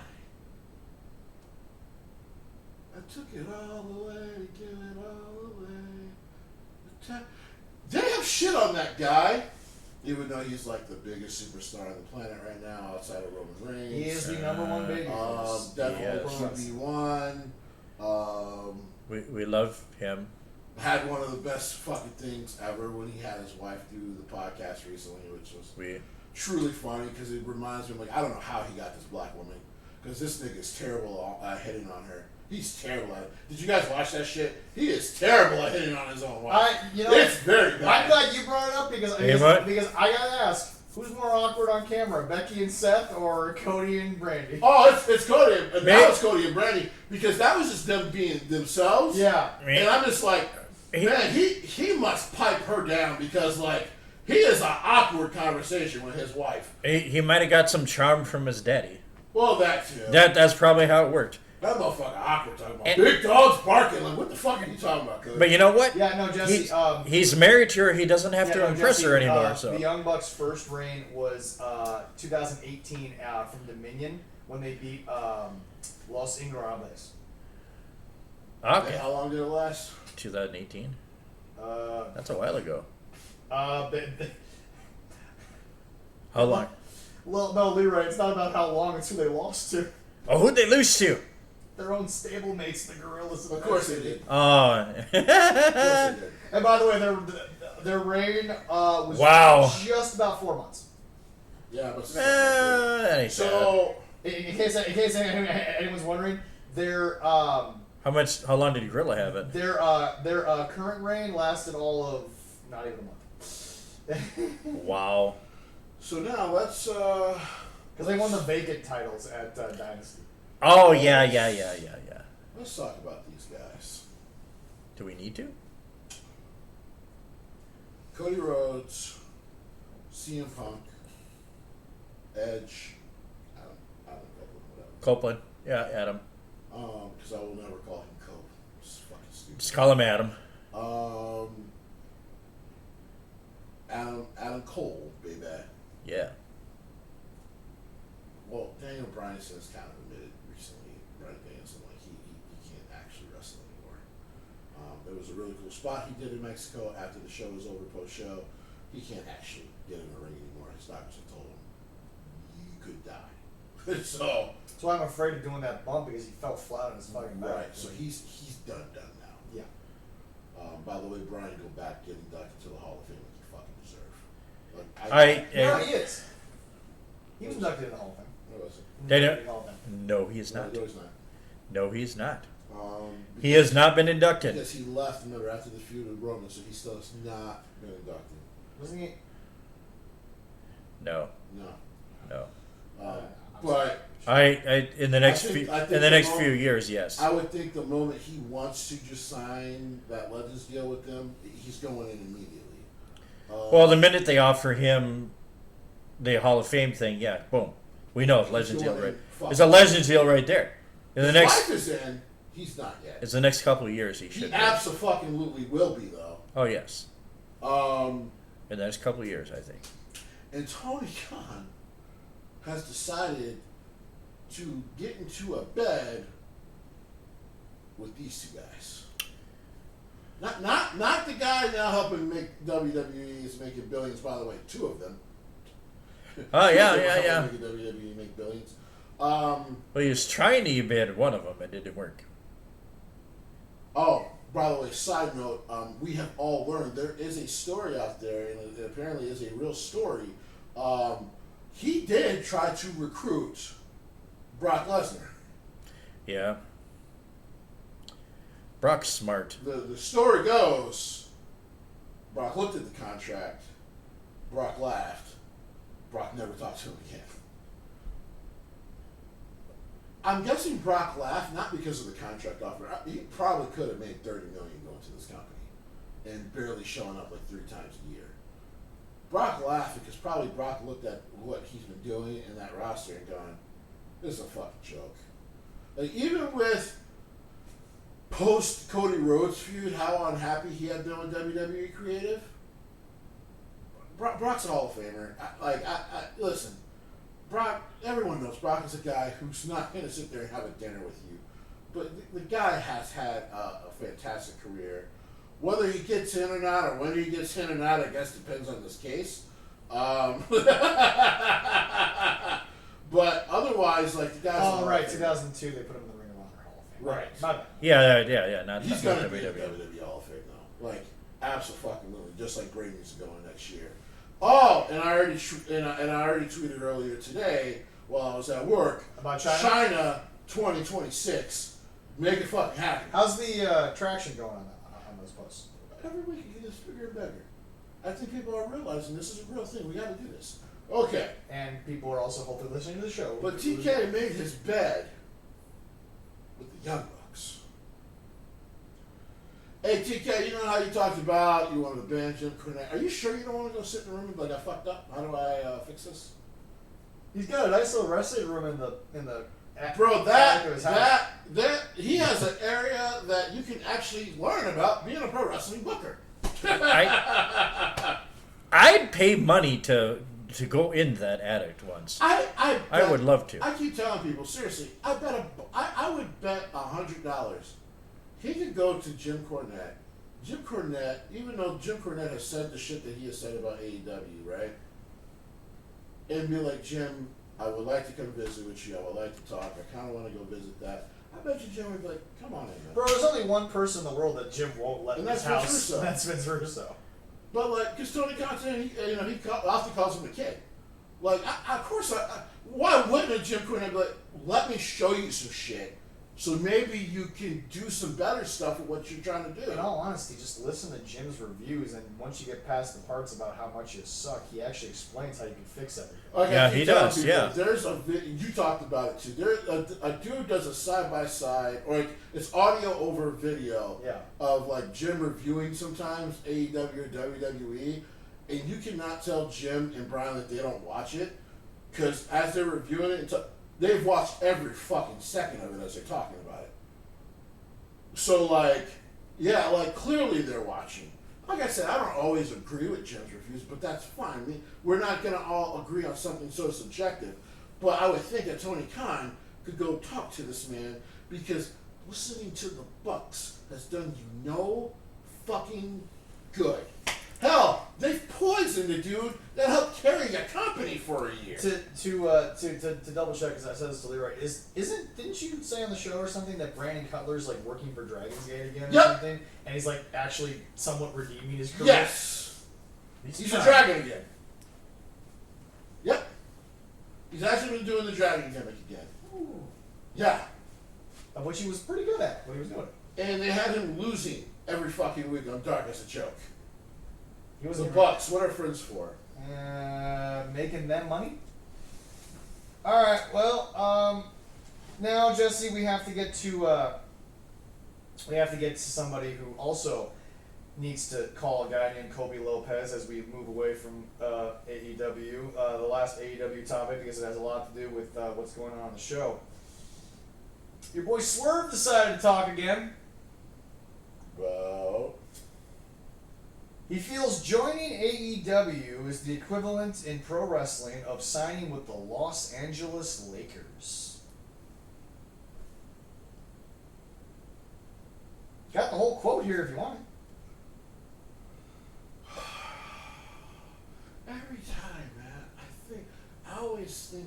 you want to hear the quote before you criticize? We're past the bullshit. Go ahead. I was gonna say, do you want the quote before I criticize? You can't just be here in AEW just to be here. We've Strickland and Ospreay always had that same respect. We push the bar and raise it to certain lengths that like people second guess. Can they come to All Elite Wrestling? People second guess, can they just sign a contract and make an impact in AEW? It shouldn't be like that. It should be like signing with the Lakers. You can't just go. The Lakers and just, you can't just go to the Lakers and just expect to be starting 5, run the floor, get playing time. No, you have to work. You have to be one of the best out there. Then you got to wonder, can you come to the Lakers? And then you got to work that much harder to stay on the team. That's what's always keeping the standard in AEW. This nigga has not watched the Lakers in the last 2 years. That's number one. And then number two, because by the way, when they won in a fucking bubble. Okay, now hold on. I'm not going to diminish that because the world did fucking true. shut down. I mean, I refuse to diminish what was still an attempt to play. But Lonzo Ball, Anthony Davis, LeBron James, the list goes on. You showed up to the Lakers. There's Austin Reeves on that team. I can name all the I can name most of the talent on that team. They just put you on the floor. Who are now parts of other teams that are like 6 men. 7 men. Yep. 8 men. That sounds right, yeah. Alex Caruso. Now, Lonzo Ball never really got a fair shake in LA. He's a good player. He was never going to be the superstar that people thought. I honestly think, and I want to put his this out dad in the thought. ether, Well, his dad was a good marketer for helping his son, but his son. I told people, if you actually watch Lonzo play, he's worth a first round pick. Because he's a good player, but he's not great. But that's okay. I want Lonzo Ball to be a Wolf this year. If he's the backup point guard or the starting point guard, and you prepare him with Mike Conley gonna teach that kid how to be a point guard. And he's there you go. Is he a guy that's gonna take over a game and win it? No, but if you have that guy, and by the way, the T-Wolves have 2 of those guys, he's going to make a big-ass impact. So, to be fair to Lonzo Ball, so I'll push him to the side. And, I mean, you're still talking about Bron in his prime and a healthy Anthony Davis, which, okay. And because in basketball, at least, one single player can make the world of a fucking difference. Yeah. But still, this nigga has clearly not watched the Lakers in 10 years. That's number one. Number two, the Lakers are also, and one of the big reasons why they have all the issues they have, they're a legacy team that's about winning championships. What the fuck has AEW won? Now remember, the counter argument to you will be, look how much they were just sold for. What the fuck has AEW won? AEW is not going for $10 billion tomorrow, guys. Not in a million fucking years. No, definitely. Despite whatever lie Forbes magazine was told. Like, what the fuck? Last time, what the fuck has AEW won? They can't beat NXT in the ratings. Dave Meltzer's best wrestling promotion award. I mean, listen. As one very wise man from Chicago once said, if your definition of being the best is being in half-filled arenas, getting the approval of a man who is well past his great days, instead of being in a full arena getting cheered for telling great stories and making money, we both think of this business in a separate brain. Yeah.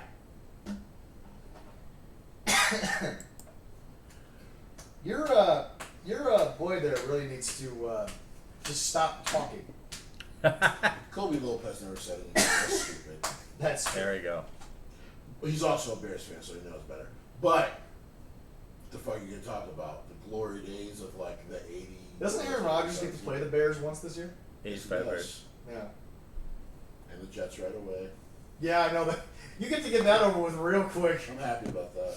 That's good. Rip the Band-Aid off real quick. I hope we sack his ass.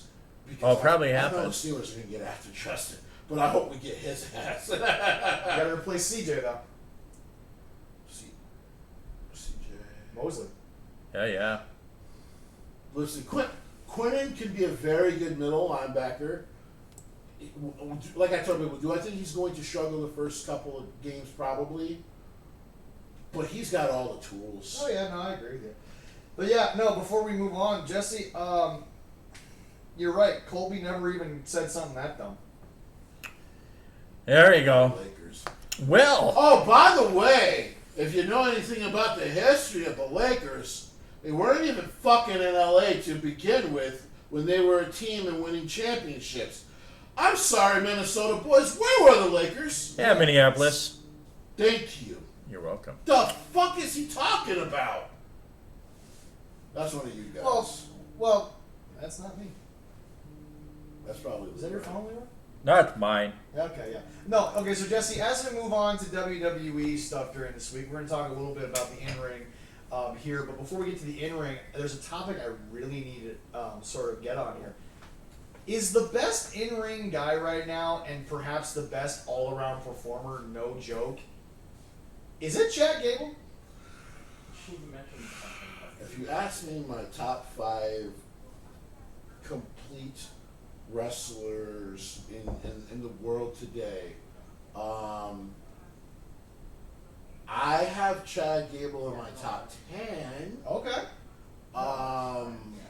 But I do not have Chad Gable in my top 5. But he can wrestle Oh, listen. any style, any. In the top 10 is just, it could probably flip with some of the people in the top 20, to be honest, in my head as I'm thinking about it. And they're all fucking phenomenal.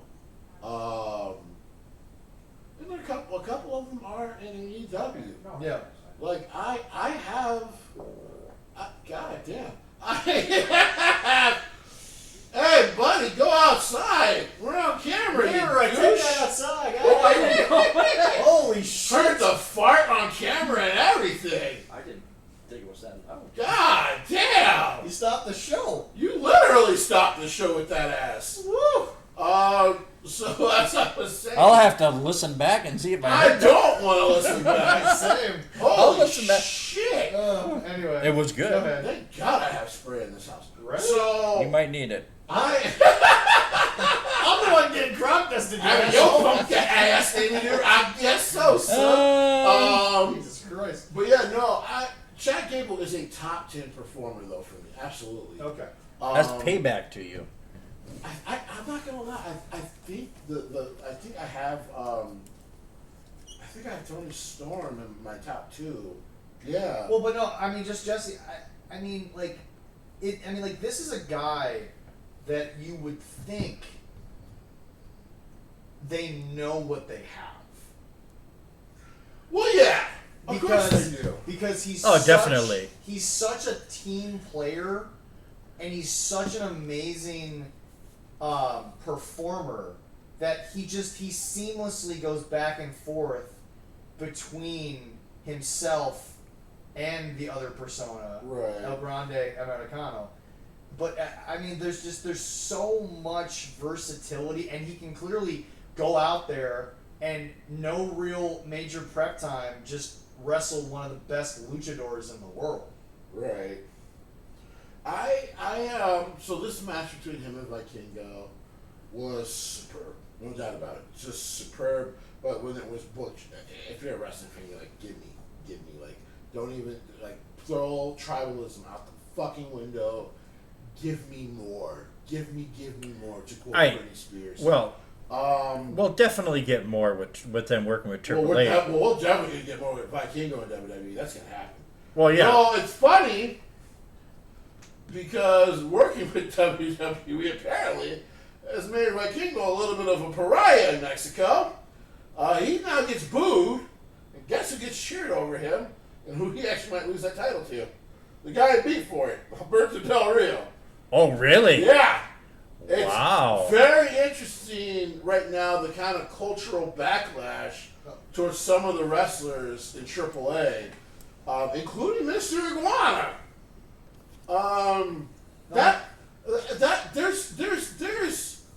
There's something there that I'm going to dig into and hopefully report on next week when we go live. Yeah. Because seeing because I went back to watch some of the footage of him in AAA, and he clearly is like a kid favorite, fan favorite there too. And because he got featured on WWE TV, they were like throwing his shit at him. In CMLL. Yeah. That's crazy. Well, not CMLL because he's but in Mexico. Yeah. I'm like, yeah, there's some real cultural backlash here. And I get it. A part of it is political. I hate to say it. Yeah. And they're way more in tune with their politics. Yeah. And could of definitely course, be. unfortunately, there was a lot of MAGA voters in WWE. But yeah, yeah, that's interesting, and I'm going to dig into that more. But yeah, Chad is a special guy, and I keep saying this to people too, because it's real, and now we're starting to see it with LA Knight. If Triple H is telling you in these press conferences, guys, patience, it's someone he clearly has a plan for. And that's the other question that I'll get into before we get into the in-ring action. Are we actually losing this, or are people just impatient? Because we all know it's probably just going to be one run. It's not going to get multiple. Is LA Knight's time up? No. Getting there, in your guys' opinion? It's funny because he's in his 40s now. Yeah. No, And I don't yet, think so. You have to remember, he got into wrestling late. I think he got into the game at like 32. Somebody check that out. I think he was 30 though when he started pro wrestling. You got that? You want me to do it? I got it. Okay. I think he. And I could- keep saying he the could do more than WWE one. schedule is so fucking much lighter than what it used to be. Oh Now, yeah. If you saw on Raw, unfortunate injuries can still happen. Prayers up to Liv Morgan. Rhea already said what needs to be said about the fucking weirdos who were cheering for her injury. You're weird. Well, and all the people that were dogging on her partner in that match, it wasn't anybody's fault. Liv put her elbow down where she probably shouldn't have. Well, okay, so Allison wanted me to give her a example. You two get on your shit. Jesse will be pissed off that there's no compilation of the Ace giving the dragon screw.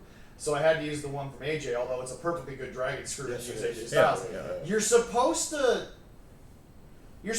take it the way Matt Riddle did during the COVID era, which is the video that I showed Allison. You're kind of supposed to fall backwards. You're supposed to spin with it. Correct. And Liv went forward. Right. Now, I'm not blaming her because obviously it's adrenaline. It happens. No one's going to get... I'm not blaming a professional for it. Right. But if you want me to put it in detail, Liv took it wrong. Right. But it's the opening of the match. The bell just rang. We all know how adrenaline gets. That's why I always say, people want to say Caitlin Clark is an instigator. Guys, what she says at the mic when the game is over, that's the real person. What happens on the court, that's adrenaline. That's just hyper competitiveness. That's just the way things are. There's a lot of bad luck between these two. Yeah. Because Kyrie's been injured twice in matches against Liv Morgan. Yeah. This is technically Liv's third injury in a match with Kyrie. Yeah. This one more serious than the last two. Well, a dislocation. I mean, It's going to require surgery. have you heard of requiring surgery? It has to because Leroy, remember, Finn Balor said, probably the dumbest thing I did was pop it back into place. And try to finish the match. Because when Well, you can hurt it more if you pop it back in place too. No. That's not what I'm saying. He put it back and he was fine because he'd done it before. Right. Yeah. But the second time that it popped out, which it's more susceptible to after you pop it back in, that's what tore it. Yes. And Finn admitted that. And that's, the ligament. They only can stretch so much the ligaments in there, and then I do it want to just say that bad. it's you got to do it. Like I guess. So Shawn Michaels No, Jesse, he got into wrestling. His debut was 2003. So, He's been in for a while then. Yeah. Yeah. Okay, So. No, he 22 years. He still has time. He can do so much. But the only thing Well, Jesse, here's why you probably forget about this, because a lot of people forget about this. He originally joined the independent circuit, but remember, he joined the NWA affiliated Championship Wrestling from Hollywood. That's why. Because he was doing Hollywood shit. I remember him like showing up in shows and shit that you can go find. Oh yeah. But yeah, But the other thing with Liv is like their continuing story with the Judgment Day. What is going to change? I mean, with Roxanne Perez, with the Bellas. Because the original thought was Triple H's team told him to just throw away and just try to reset it all, what he was trying to do. But it sounds like a plan has been come up with, because the problem is now you also have to change. You have to change evolution plans. Yes. Clearly, they were going to have her face Roxanne. Nikki No, Bella. Nikki Bella, yeah. And That's where it was coming off to, the yeah. table. That's completely off the table. Right. She's not coming back probably until closer to Survivor Series. Yeah. 6 months, they're saying. Yeah. Yeah. So probably not. Maybe not even to the Rumble again. So really, what's going to happen is whatever thing you were trying to do with the tag team titles has to happen quick. Until they really don't have much of a women's tag team division. It's been, like I said, if there's been one big thing I've been getting on Triple H has to change, it's this whole tag team division thing. He needs to borrow from. He needs to borrow from TNA. Yeah, something. That was the greatest fucking return in the history of pro wrestling, folks. Because legitimately, they just went backstage, talking about the inspiration, and they just kind of mapped out why they were gone. Also, I got pregnant. Then you got pregnant. Then I got pregnant again. Now we're back. I'm like, fuck. Sometimes it's just that simple. It's really that simple. It is that simple. I mean, are they gonna? Yeah, I know there isn't really any women's tag teams they can drop Well, you the belt cut one of to. them. You cut the only consistent tag team that you had. It's like, are they gonna drop the titles They have to. for injury purposes? Well, and not give somebody for else? injury purposes, for story purposes. Yeah. She won't probably be back until. Now, here's the thing. The Rumble. Physically, she can't be back till the Rumble. Or- Here's the thing now. Or are they gonna have? Are they gonna have maybe You can still. Roxanne Perez fill in and lose so the let me belt? finish what I was going to say here. You can still do the getting rid of Finn's story without her being active. You can still physically active. Yeah. You can still do the. Only reason I would even trust this is because I just saw what Triple H did last year with CM Punk and Drew McIntyre. Yeah. Which Oh was yeah. fucking amazing. Two guys who got hurt on different stages had to be out for like months at a time and still made a story work, including like a quote-unquote beatdown angle, of course, which we never saw. Yep, But yep. like just like brilliant shit. Every time like something like that happens in WWE, and I'm like, that's some shit Vince might have done in the '90s, but would never do now. That's some brilliant shit. And you can also do the her losing Dominic Mysterio storyline without her being physically active. But it's gonna be weird to do that last one without her being physically active. Yeah, that's fair. The other ones technically he can do without her being there. Yeah. Though really more than anything, and I see Triple H kind of working on it. I'm gonna be real. It's one of the worst made fucking cuts I've ever seen. And that's. I don't want to interrupt and go backwards, but apparently I just got a post on Facebook that I double checked here, and somebody decided that to make a statement that I think might be the dumbest thing I've ever read on wrestling internet. Jack Perry is a much better wrestler than Darby Allin, apparently. Oh, that's one for next week. Let them cannibalize each other. That's There all we I'm gonna go. do. Nope. I'm just putting that out there for our fans. We're not gonna talk There we about go. Let them cannibalize each other. I love it. Yeah. But anyway, back to your point. But yeah, no, it's just, guys, Liv's out. They're gonna have to pivot. I trust Triple H to pivot more than most people. Yeah. But Oh, definitely. Yeah, so that happened. Now I gotta say something here. That might have been one of the better segments out there, and clearly the iconicness will go to John Cena and CM Punk, which we'll get to in a minute here. You know, we talk a lot on the show. That's definitely going back in time there. Yeah, but like we talk a lot on the show about how much realism has made pro wrestlers more money and like more moments and time on television than anything that's ever been come up with in terms of gimmicks. Jesse, I always bring up this guy because every week it just shocks me how simple it could have been when he was looking like Umaga more. Jacob Fatu's promo was just real, bro. I mean, he just kind of went out there and took what the character of Solo Sikoa was doing, and he was very honest about it. Right. And the realism of Jacob Fatu shocks me every week, more so because Tony Khan and Vince both have to eat this. Neither one of them thought about this guy. They literally let him wallow in MLW. He became the only watchable thing in MLW. Like him, Hammerstone. MJF's original group with Hammerstone and Richard. God, fucking cancer again. Good. Yeah, not to go prayers to you, Richard. Yeah. But there were very few things, but like Contra, that old group, was the shit to watch. Of course, the Von Erich boys. Yeah, but it's just Jesse. He has a quality that so few people, even in his family, have had. Of just Jesse, he naturally just gets over. Yeah. I mean, he's an incredibly professional human being. Oh yeah. But I really don't know how much you got to produce Jacob Fatu.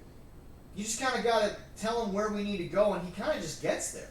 So, it's interesting because he's doing this as he's supposed to technically be a baby face. Which is, I mean, I know everyone's just like, Jesse, you did kind of miss part of that second half run in MLW where he was a major baby face. And I did see the clips, and he was great week to week. Yeah. But, and it reminds me though, so I'm watching that segment, and it's beautiful done. We get Jimmy Uso coming out. Yeah. I'm reminded, Hikuleo was just in a dark match last week. So is that ass whooping coming? We got 6 Samoans. Right. So there's an ass whooping coming. I'm guessing. Speaking of 6 Samoans, Jesse, another thing that Dave got wrong because he was the one to talk about it. Apparently, WWE has confirmed Jay was going to lose the title to Gunther the entire time. Had nothing to do with the Goldberg match. Yeah, no. And listen, Rikishi's a dad, so I get people being upset with Rikishi's comments. I don't care. He can feel whatever way he wants. That's fine. I respect it. Your son was never gonna have a super long title run, but he forgot. Yeah, apparently he's just sticking up for his boy. But everyone fucking forgot. The main point of doing that was to solidify Jey Uso as a main eventer. They have done that now. Yeah, absolutely. Gunther will not have that title for very long now. He will beat fucking Goldberg of all people, but he's not gonna have that title very long. So, it's funny. This will actually be the shortest reign he has, the second one. And it'll be the longest Goldberg match of, the last 20 years. No, it won't. There's gonna be spears and power bombs and chops, and then probably a third power bomb, and then the old man will die. Like that's what's gonna happen. It'll be you know what? It'll be his longest match in a few years because it'll be 5 minutes and 30 seconds, not counting the intros. Yeah. You just can't wait for Goldberg to just be off your TV for the rest of your goddamn. You know, so we of course we were reacting to Raw. We're gonna try again tomorrow. Oh, I saw it. I'm surprised Leroy just didn't clip it. Y'all's Goldberg take was quite the.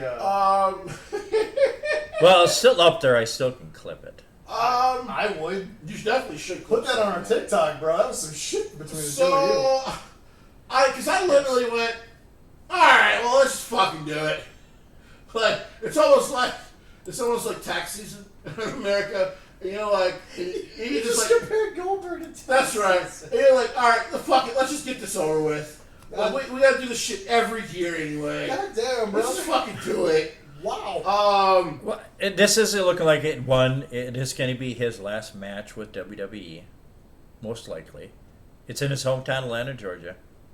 I mean, why not send him off that way? He's not winning. Oh no, I know he's not winning. I'd be upset if he won. Hey Leroy, I appreciate you bringing that up. Yes. This is the first time I've ever said this to you. I don't give a fuck. I don't care. I know. You know who you're talking to, right? Yeah. I understand. Yes. This is the biggest Oldberg fan you'll ever find. I know, and I'm looking at his autographed picture. I'm sitting right here with the camera on there, so it's funny. I love you. Yes. And for those who don't know, seriously, when you see me and Leroy off camera, you would think we've known each other for 30 years because I just have so much love and respect for this man. But for the first time on camera, I don't give a fuck about none of that. And that's really fine. Yes. Like he could fucking pull a fucking knee bone on his way to the ring on Saturday Night Main Event, and I'll still want Gunther to fucking hit the 3 power bombs and be done with it. I need it to be done. It's like your first burning piss because you've been with somebody dirty. Like you just gotta get it out the way once in life so you know about being safe for sex. Go see the doctor. Yes. You know, your first hemorrhoid. Like you get it over with. Like you get it over with so you learn and you never have to do it again. Because wrestling has hung on to fucking Bill Goldberg for over 20 years, and I do not know why. I understood with Hulk Hogan. I do not know why with Goldberg. I think it was Vince. I think that's what that. I don't blame Vince for Goldberg. To be honest, I know technically it's Eric Bischoff's fault, but it's just like... Well, he brought him in, yes. You do realize that Bill Goldberg said with a straight face, I don't need to wait in line for title shots. I was 176-0. But he's admitted multiple times in documentaries. All of a sudden, the numbers got so inflated. They were literally giving me more wins than I could have matches. Yeah, it's true. He said that, forgetting, and then all that shit he said in documentaries the last 20 years, that was 20 years ago. This is the first time I'm going to be happy Gunther brutalizes someone. Like, this is the first time I'm actually looking forward to that. Okay. Yeah. But Gunther's still not winning after SummerSlam. So now that we've talked about some of the biggest things going on in WWE, before we finish up, bro, did you like John Cena's whole thing? I thought he was going to try to skip over the John Cena thing. I was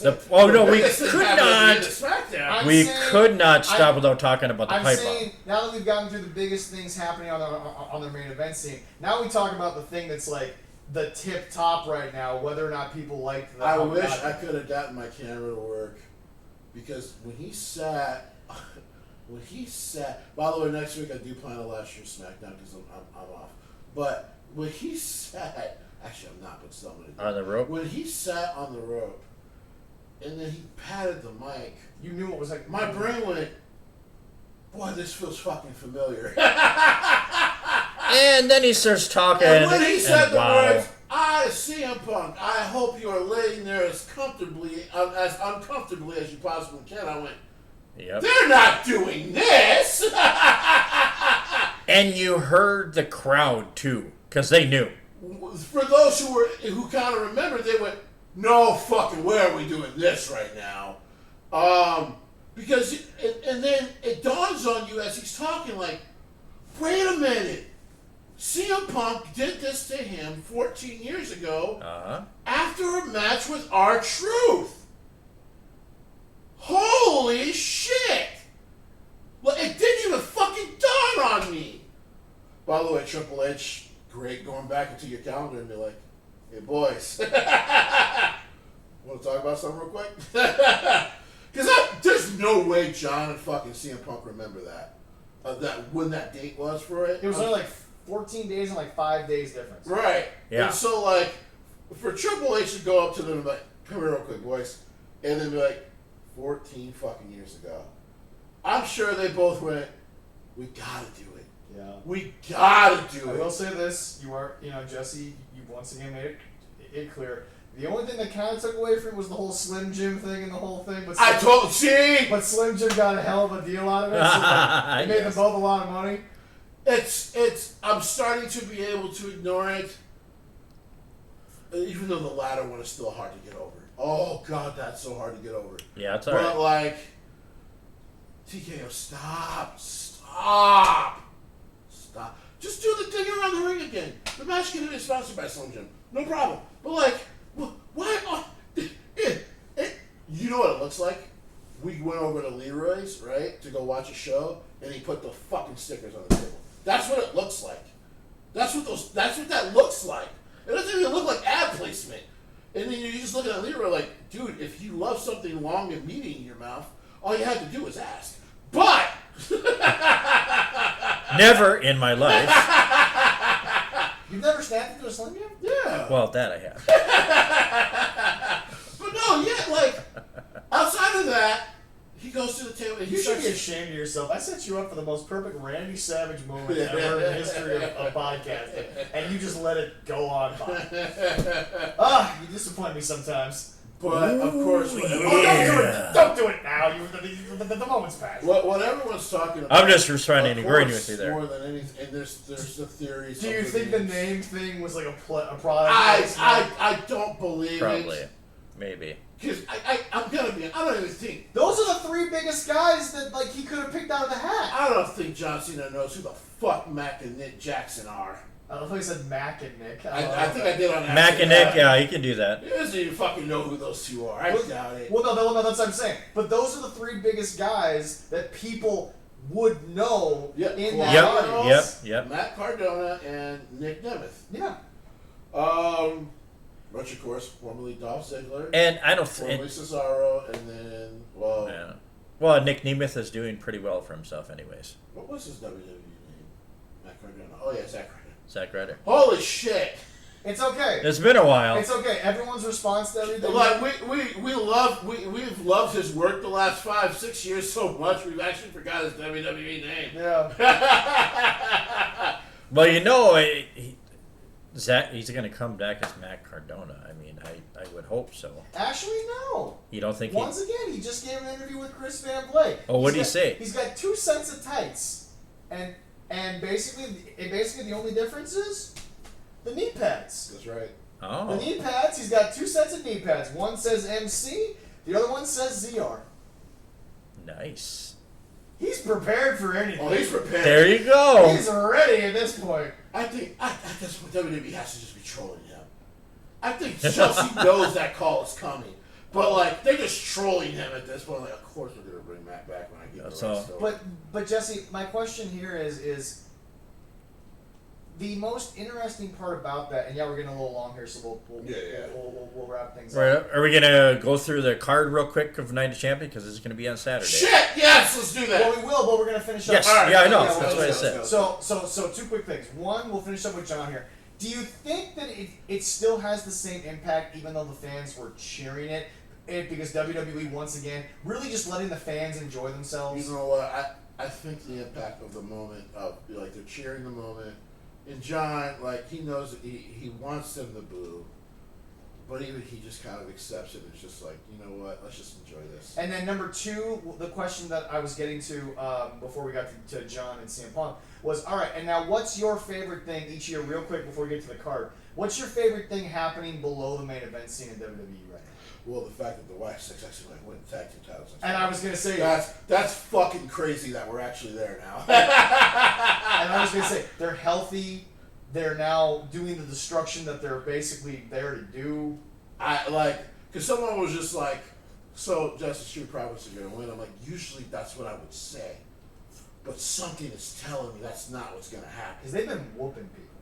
They've been, Triple H has basically set them up to destroy the fucking tag team. And not bury it, but destroy them team by team. We have to congratulate Mr. Dawkins because he just got married, so that's why he might get some time off so he can enjoy the honeymoon. And also the fact that Nikki is just like obsessed with killing Candice LeRae. So Cedric can never get the chance. I'm looking forward to when they get... once again, a white woman has to finish a black man's job. So that's just unfair. That's absolutely unnecessary and unfair. I'm ready. Was it wrong?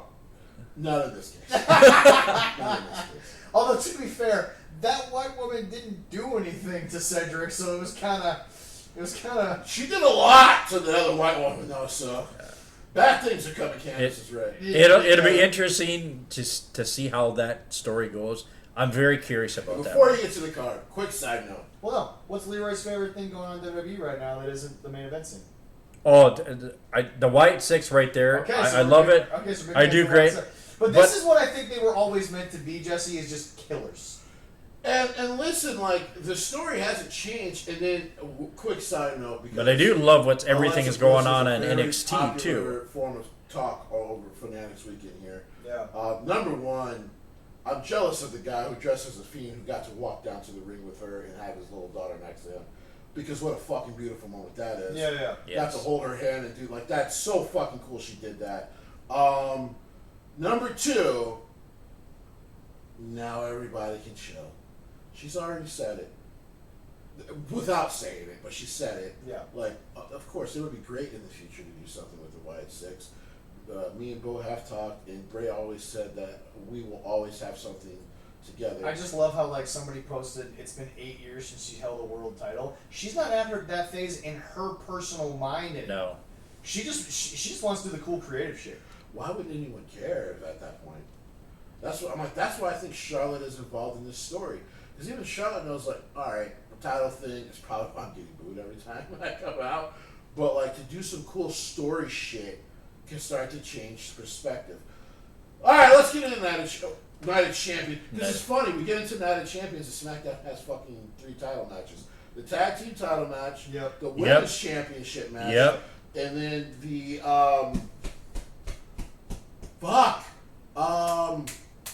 United States. No, that's on Night of Champions. The what the fuck is the third? The Intercontinental Championship is on SmackDown?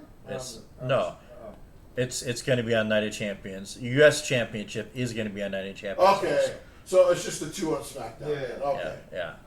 No, Monday is going to be the Cody Jey Uso match to see who's going to fight, who's going to compete against Randy Orton. Weirdest promo ever. So. Yeah. Who do you think it's going to be? Randy Orton and who on Saturday? Oh, it's going to be Randy Orton and Cody. Randy Orton and Cody. Oh, yeah, absolutely. But boy, Bullet Club Cody almost seeped in. King of the Ring. Because he didn't even get the chance to talk. And Jay came out with all that yeet shit. All right. And for a second, he was just like, I kind of want to kill this nigga. So, what is your gentleman's prediction for who's going to be King of the Ring this year? Cody? Okay, Cody. Cody took the break, both from a business and a professional standpoint. Right. TKO knows they got to fucking just. Well, I've always and I've said it. I've always believed John's going to lose the championship to Cody. Probably. Yeah. I pull for Cody, but for Kathy's sake, I'm going to pull for Randy. Yeah, cool. Yeah, because she'd hate me if I said anything different. They built that match, which is hilarious because she has so many other reasons to hate you. Kathy? More so just hate on you. No, she loves me. You're talking about the ex-wife. We're not talking about that shit. I was just gonna say first match. No, I was just gonna say Kathy doesn't have to hate you, just hate on you. Oh, all right. That is the first one, and then we have the Queen of the Ring with Asuka.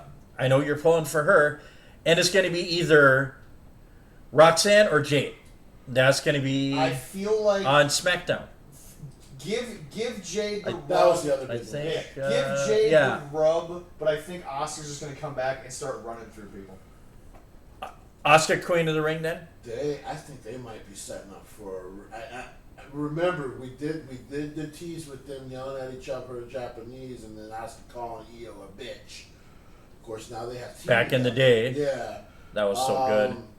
Bitch. I love that Jesse, one. hold on. Let me be clear. Are you actually insinuating that Triple H might just let these two Japanese women go? I will fucking sign his shoes for free.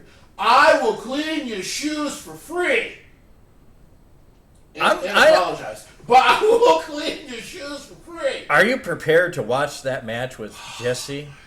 Because he might. I feel bad for the producer that gets the match because his job will be just let them go. The build-up is going to be so But good. Jesse, are you going to be able to handle that? Oh, I'm going to splooge, but I'm... Well, I know. Yeah, I'll be okay. Yes, I know. Well, especially afterwards, you need a cigarette and a towel. I'm a bust, absolutely, but I gotta have this. I'm just going to say is let your better half But know.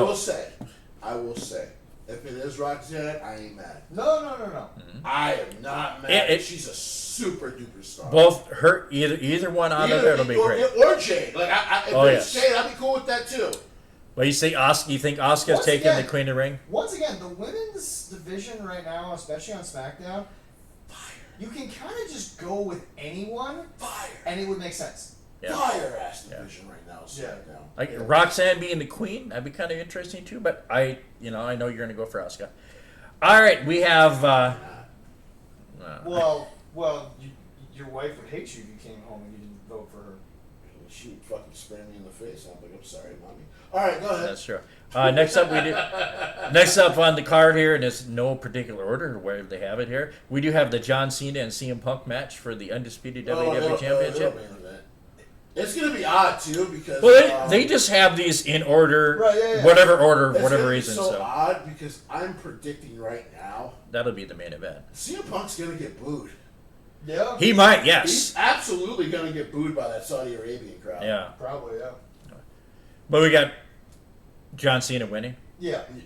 I think I'm becoming resolute because, like I said, when he started this, I believed in my mind he wouldn't make it past SummerSlam with the championship, but I also thought it would be Punk to do it, and then Punk loses to Cody because we saw that set up during the Royal Rumble. But Punk's going to be around a little longer than John, so absolutely. So we have some time to do it. So it's nice they have that seed in there that we can wait on it, and it's good. And I'll give WWE credit, and I will give Philip his fucking flowers here. To go to the place that he used to shit on WWE for going to go do this story and go do this match. Well, that's the thing is that big professionalism, big respect. And see, that's the thing for me is that all the people trying to bring up the old blood money tweet, guys, this whole CM Punk revival in WWE is about realizing everyone acted like a kid.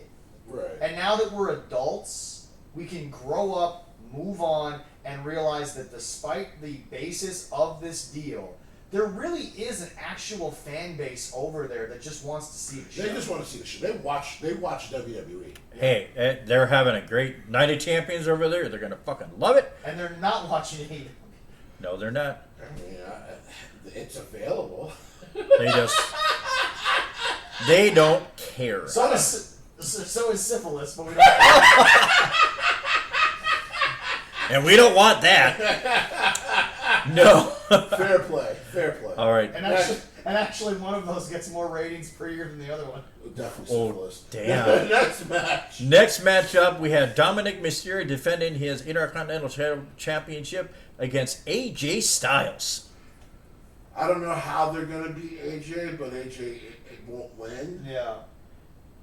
But Dom is not long to keep this title. I keep warning everyone. Well, No. I guess in Judgment Everyone Day. thinks like he's going to get that 7-month run that Eddie did when he first had it. Yeah. And I'm like, no. He's still too good at the chicken shit. Right.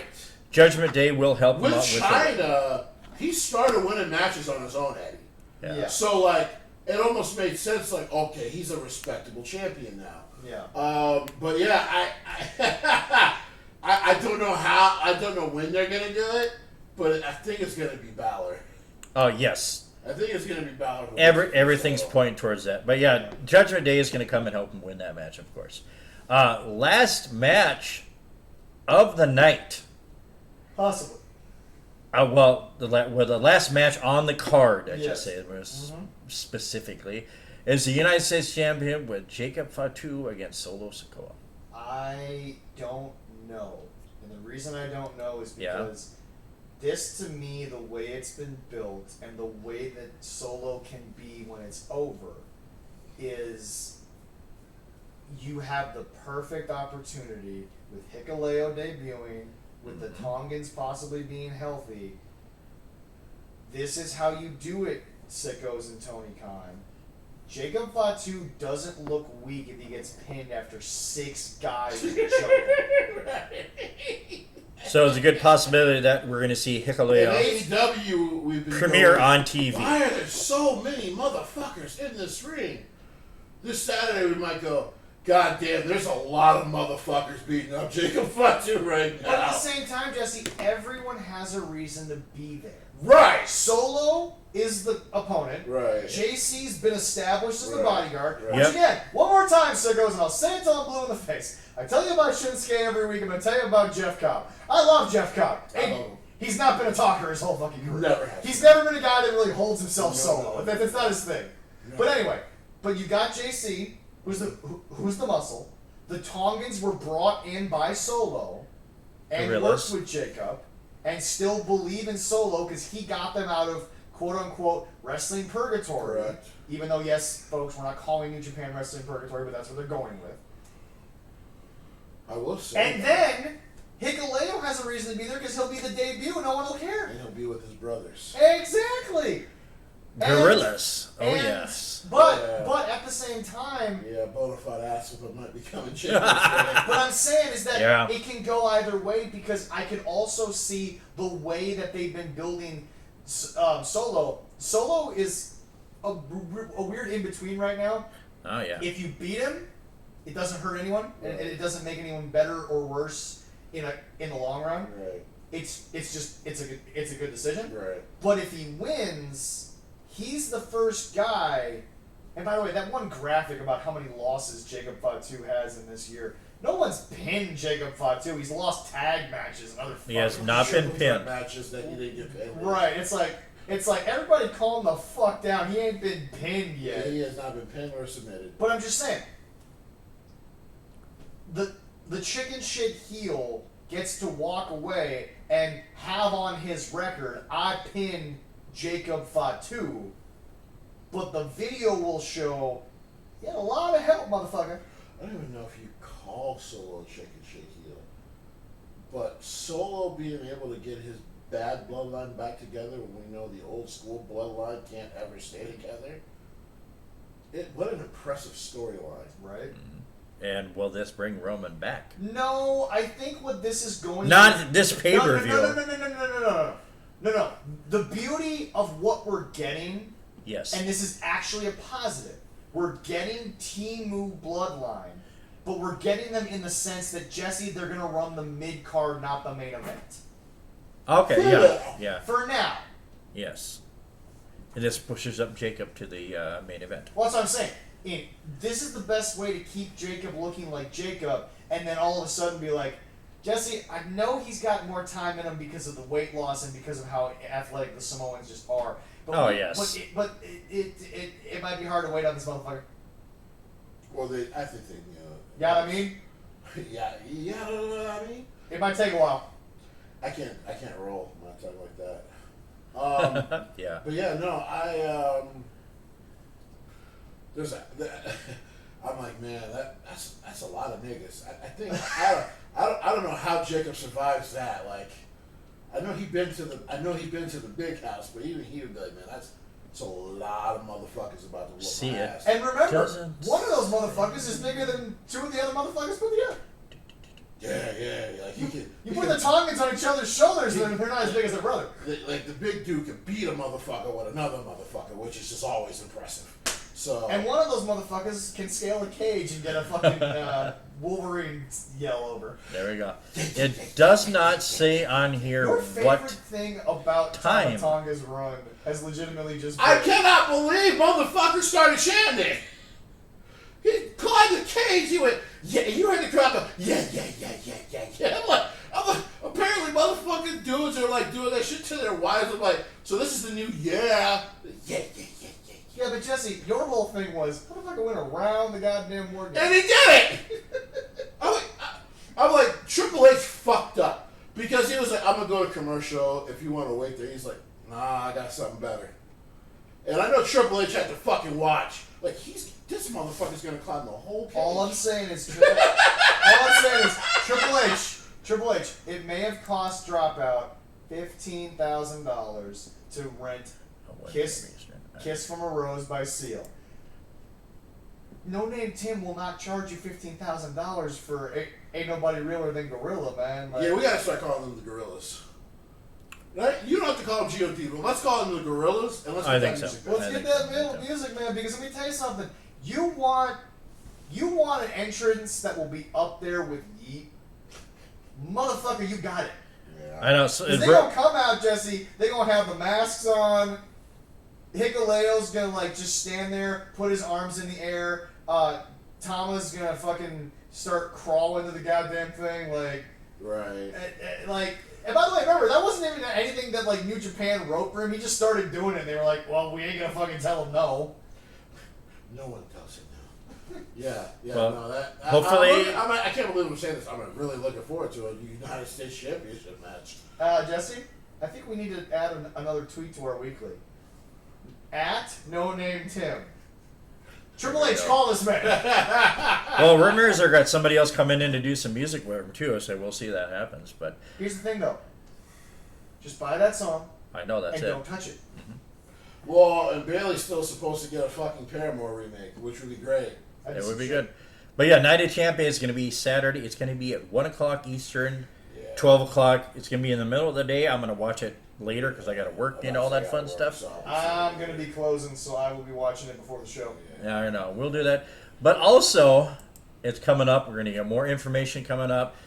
Going to be a local show, Head of Lakes Fair. Again, we're going to be working with the United Way. I'm going to get more information hopefully this next week. But it is July 29th, August 2nd. So one of those days. They haven't confirmed yet what day it's going to be. We're going to be at the Head of Lakes Fair again, working with the United Way. So even if it's only two of us, but a presence for 13 cards will be there. again, third year in a row it'll be. We will be there. More information will come out, and hopefully, raise some more money again for a wonderful charity event there. And this week we went a little long on the show, and we got other stuff to do, so we will not be doing an after show. But like I said, folks, every week now, watch us live. We are streaming. Please don't forget to also drop comments during the week to our individual accounts and or the business account. We will try to get to them after the show, because starting next week, we tried it out last week. We were actually very pleased with the results. Yeah. But we will definitely be, starting next week, it will become as much a permanent side of the show that we can. Then next week, the after show will continue to be on. Well, like I said, we're going to keep that to about 20 minutes to a half hour, exclusive to YouTube only. Right. But anyway, a lot of big things coming. We appreciate all you guys for listening. And remember, subscribe to Patreon for only $1 to support us. We have higher tiers, but right now just $1 to support the channel. Just remember, everything goes back to you guys in terms of what we're able to do content-wise. Please go support our friends over at BetterHelp, and please go support everything that you can. And in these trying times, once again caused by a mango, but we're not going to get too political towards the end here. But anyway, thank you all so very much, and we'll talk to you guys all next week. Bye-bye.